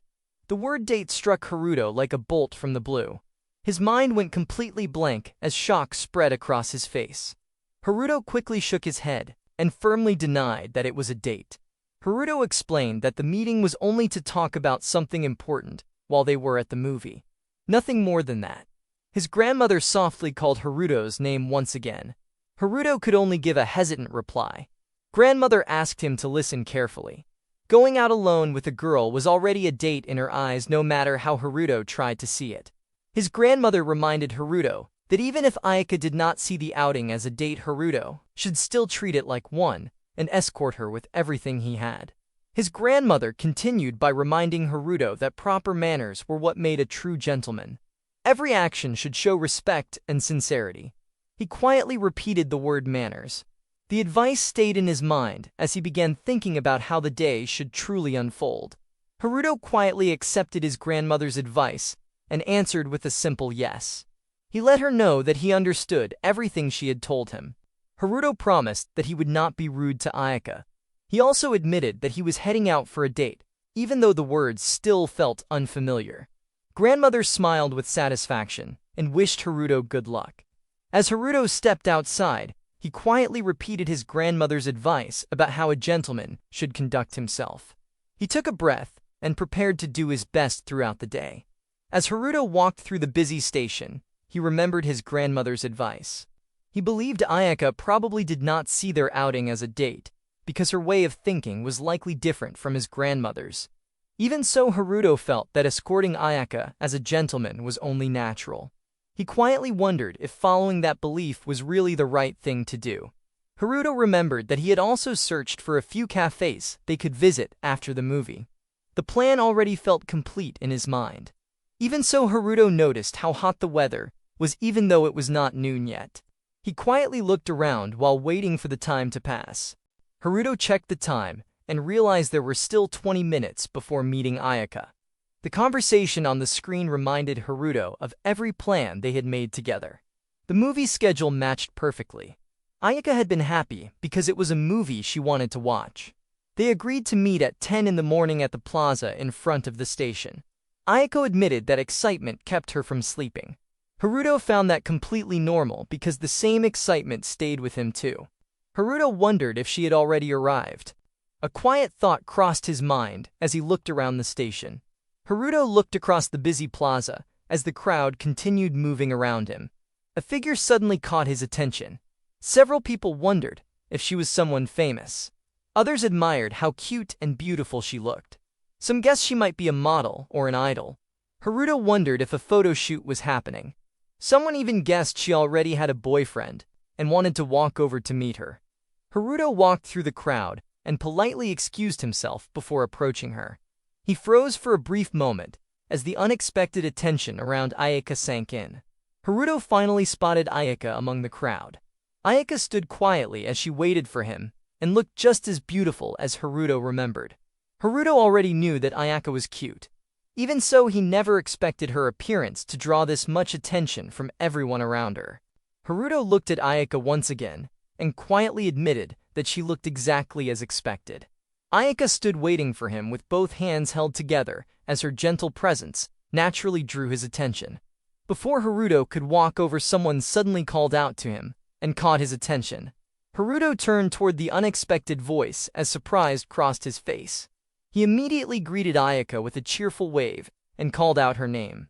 Ayaka turned toward him as soon as she heard her name, and her attention shifted away from the people around her. Ayaka greeted Haruto with a bright smile. Her cheerful greeting reached Haruto at once and made the distance between them feel much smaller. Haruto froze the instant Ayaka smiled at him and called his name. The sound of his heartbeat seemed to echo inside his chest as surprise completely took over his thoughts. Haruto apologized for making Ayaka wait. Ayaka quickly assured Haruto that everything was fine because she had only just arrived as well. He accepted those words with relief before suggesting that they should head out together. Ayaka happily agreed, and both of them started walking side by side through the busy street. Ayaka looked at him with a gentle smile and happily believed that today's movie was going to be fun. Haruto admitted that the movie sounded exciting and that he was looking forward to it as well. Haruto stayed silent for a brief moment as he gathered enough courage to say what had been on his mind. Ayaka quietly turned toward him, while his gentle reply remained in her heart. Haruto finally told Ayaka that she looked very lovely today. The unexpected compliment caught Ayaka completely by surprise and left her speechless for a moment. Ayaka shyly searched for confirmation and wondered if Haruto truly meant those words. Haruto admitted that Ayaka looked more mature today, while her natural cuteness still remained. Every honest word came straight from his heart, and every compliment made Ayaka quietly accept the warmth behind his gaze. Haruto hesitated for a brief moment before admitting that Ayaka was truly very attractive. His own words embarrassed him because they came out more directly than expected, and even Haruto realized that he had stumbled over the confession. Ayaka softly thanked Haruto, while gently biting her lip to hide the happiness growing inside her. Her quiet gratitude carried more meaning than any long reply. Haruto immediately wondered if the compliment had sounded a little creepy. The thought caught him off guard, and he quietly tried to recover from the awkward feeling before it grew any worse. Their footsteps continued side by side as a quiet pause settled between them. Ayaka softly murmured a hesitant reply. Ayaka quietly told Haruto that he looked really cool today as well. Haruto listened in silence while the unexpected compliment reached him more deeply than expected. Ayaka admitted that Haruto always looked cool. Ayaka also felt that today Haruto looked more mature than usual. Haruto remained speechless as Ayaka's sincere praise settled in his heart. Haruto quietly thanked Ayaka for the heartfelt compliment. Ayaka softly admitted that those words were true while shy happiness gently appeared across her face. Silence naturally settled between Haruto and Ayaka as they continued walking together. Haruto quietly wondered what had just happened. Haruto looked ahead and softly admitted that the movie was going to be fun. Ayaka happily agreed that the movie was definitely going to be fun. Their matching thoughts gently carried both of them forward. They arrived at the movie theater, and Haruto looked around the lobby. Haruto walked toward the concession counter while preparing to buy snacks for both of them. He gently asked whether her usually bought popcorn and other snacks before watching a movie. Ayaka admitted that the choice depended on the day, but sharing popcorn together always felt nice. Haruto happily agreed that they could do the same today. Haruto quietly decided to take the lead and make sure everything went smoothly for Ayaka during their time together.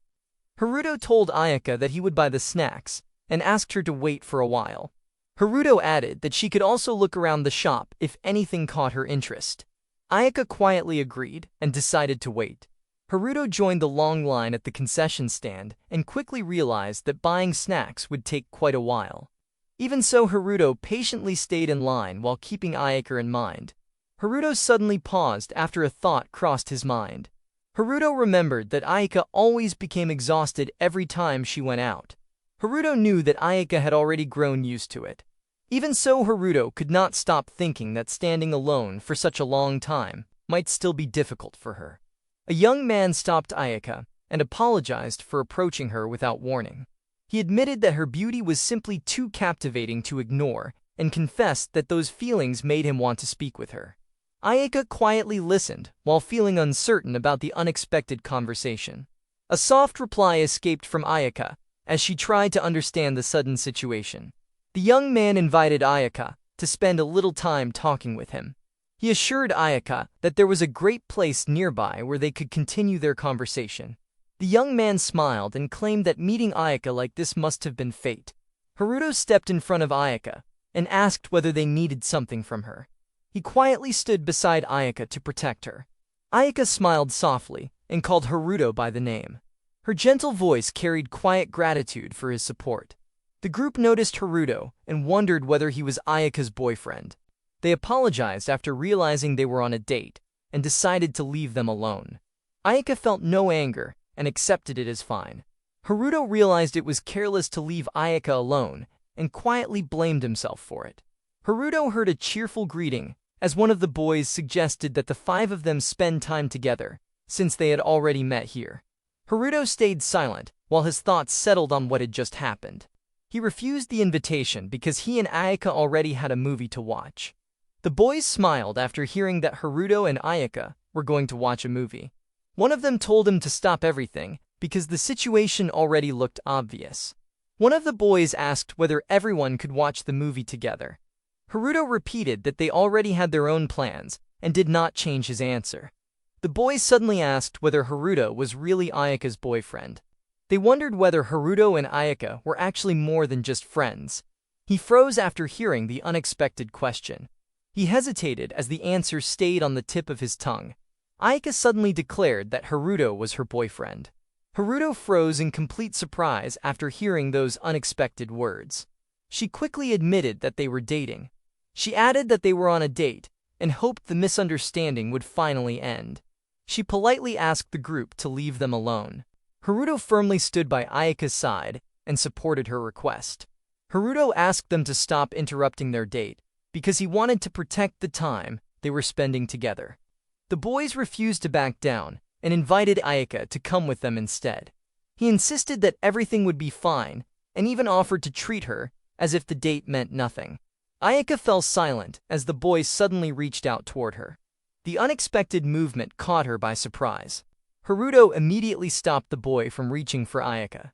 Haruto declared that the boy had become a nuisance and refused to let anyone disturb their date.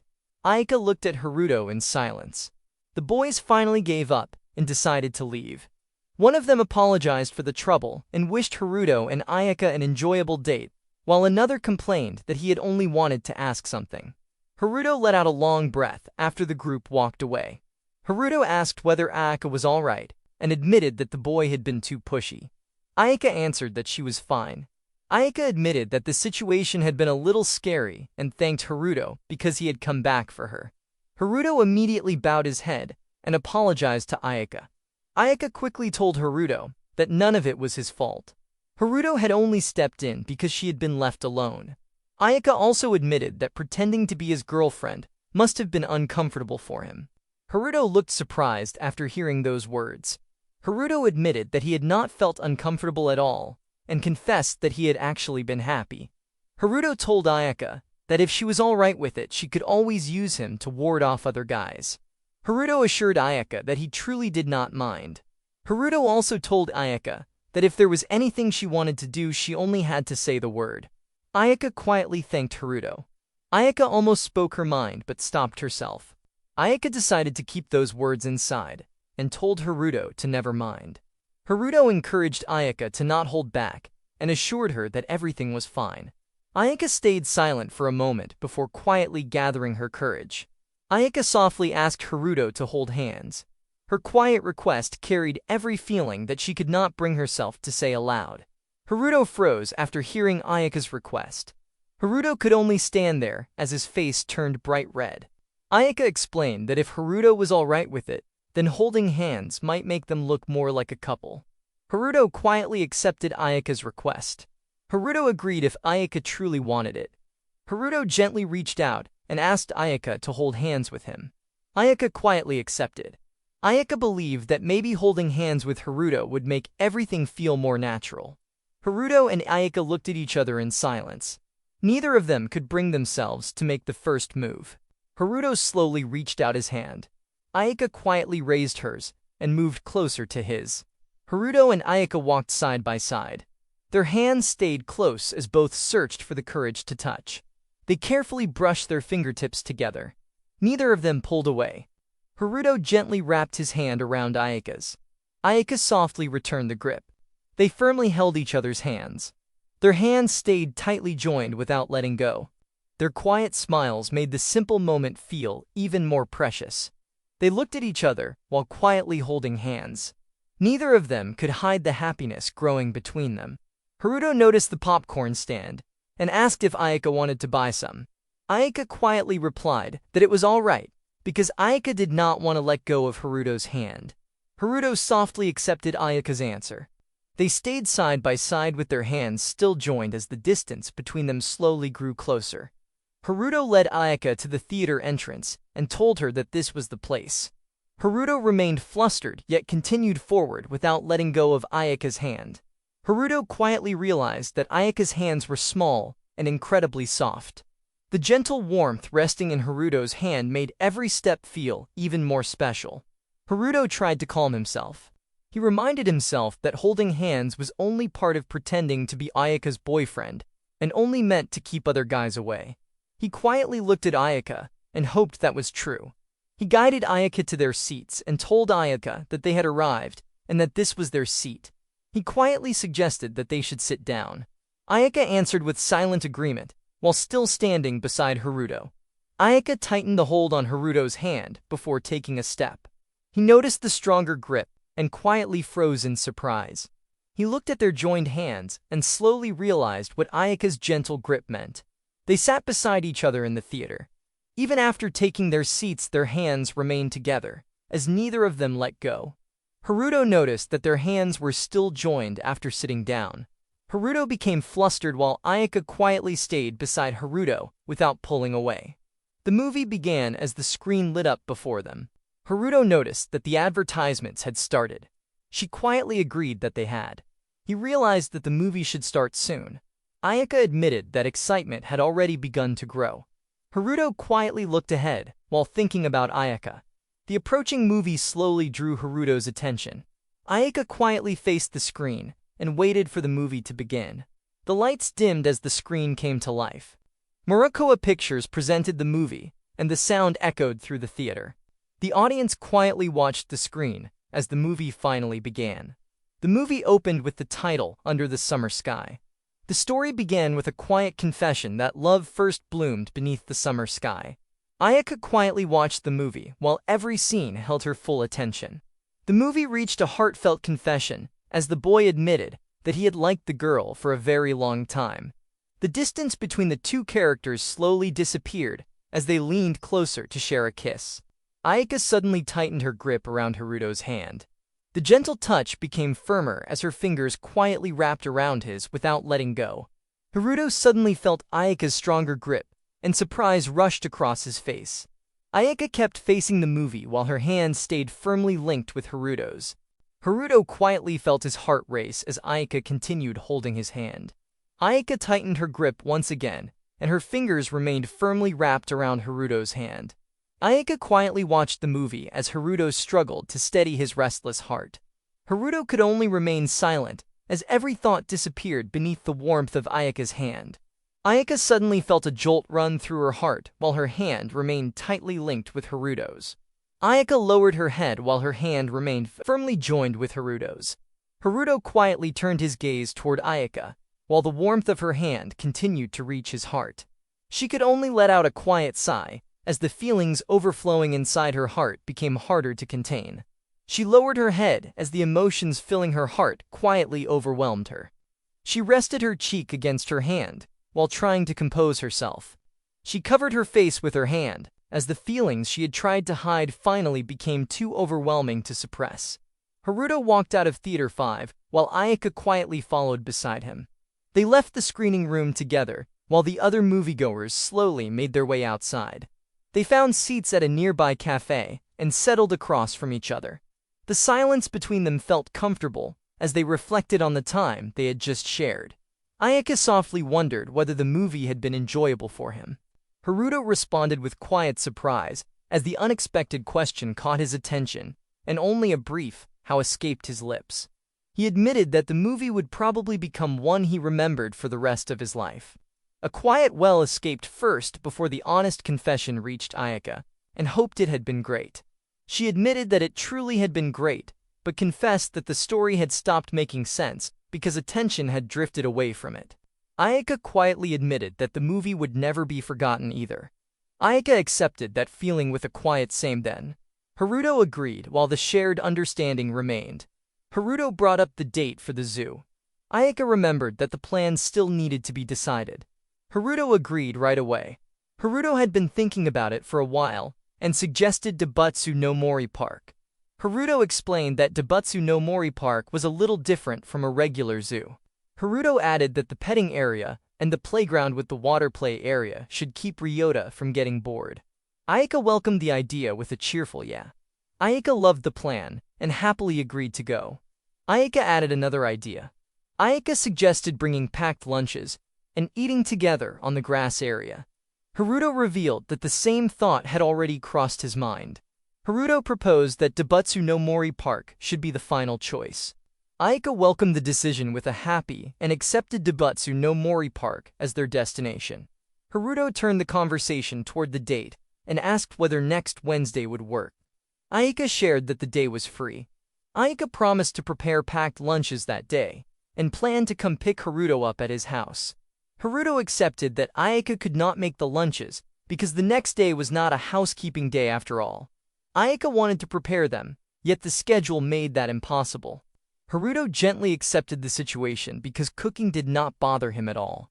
Haruto looked at Ayaka after hearing her words while Ayaka gathered her thoughts before giving another answer. She quietly paused because another idea had come to mind. Ayaka brightened with a gentle smile as she suggested making the lunches together in the morning.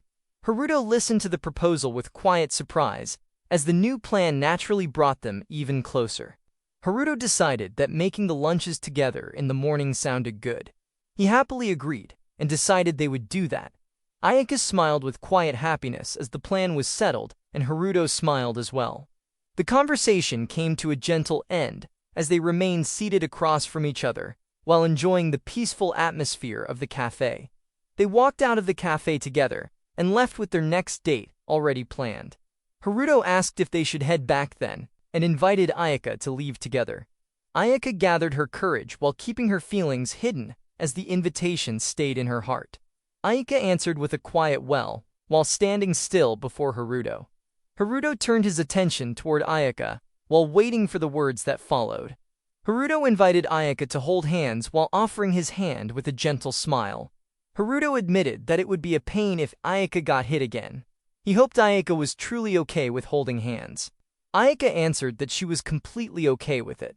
She accepted it without hesitation as she stepped closer to him. He decided that he would walk Ayaka home. Ayaka gladly accepted and wanted him to do that. Their hands met once more, and the nameless distance between them quietly disappeared.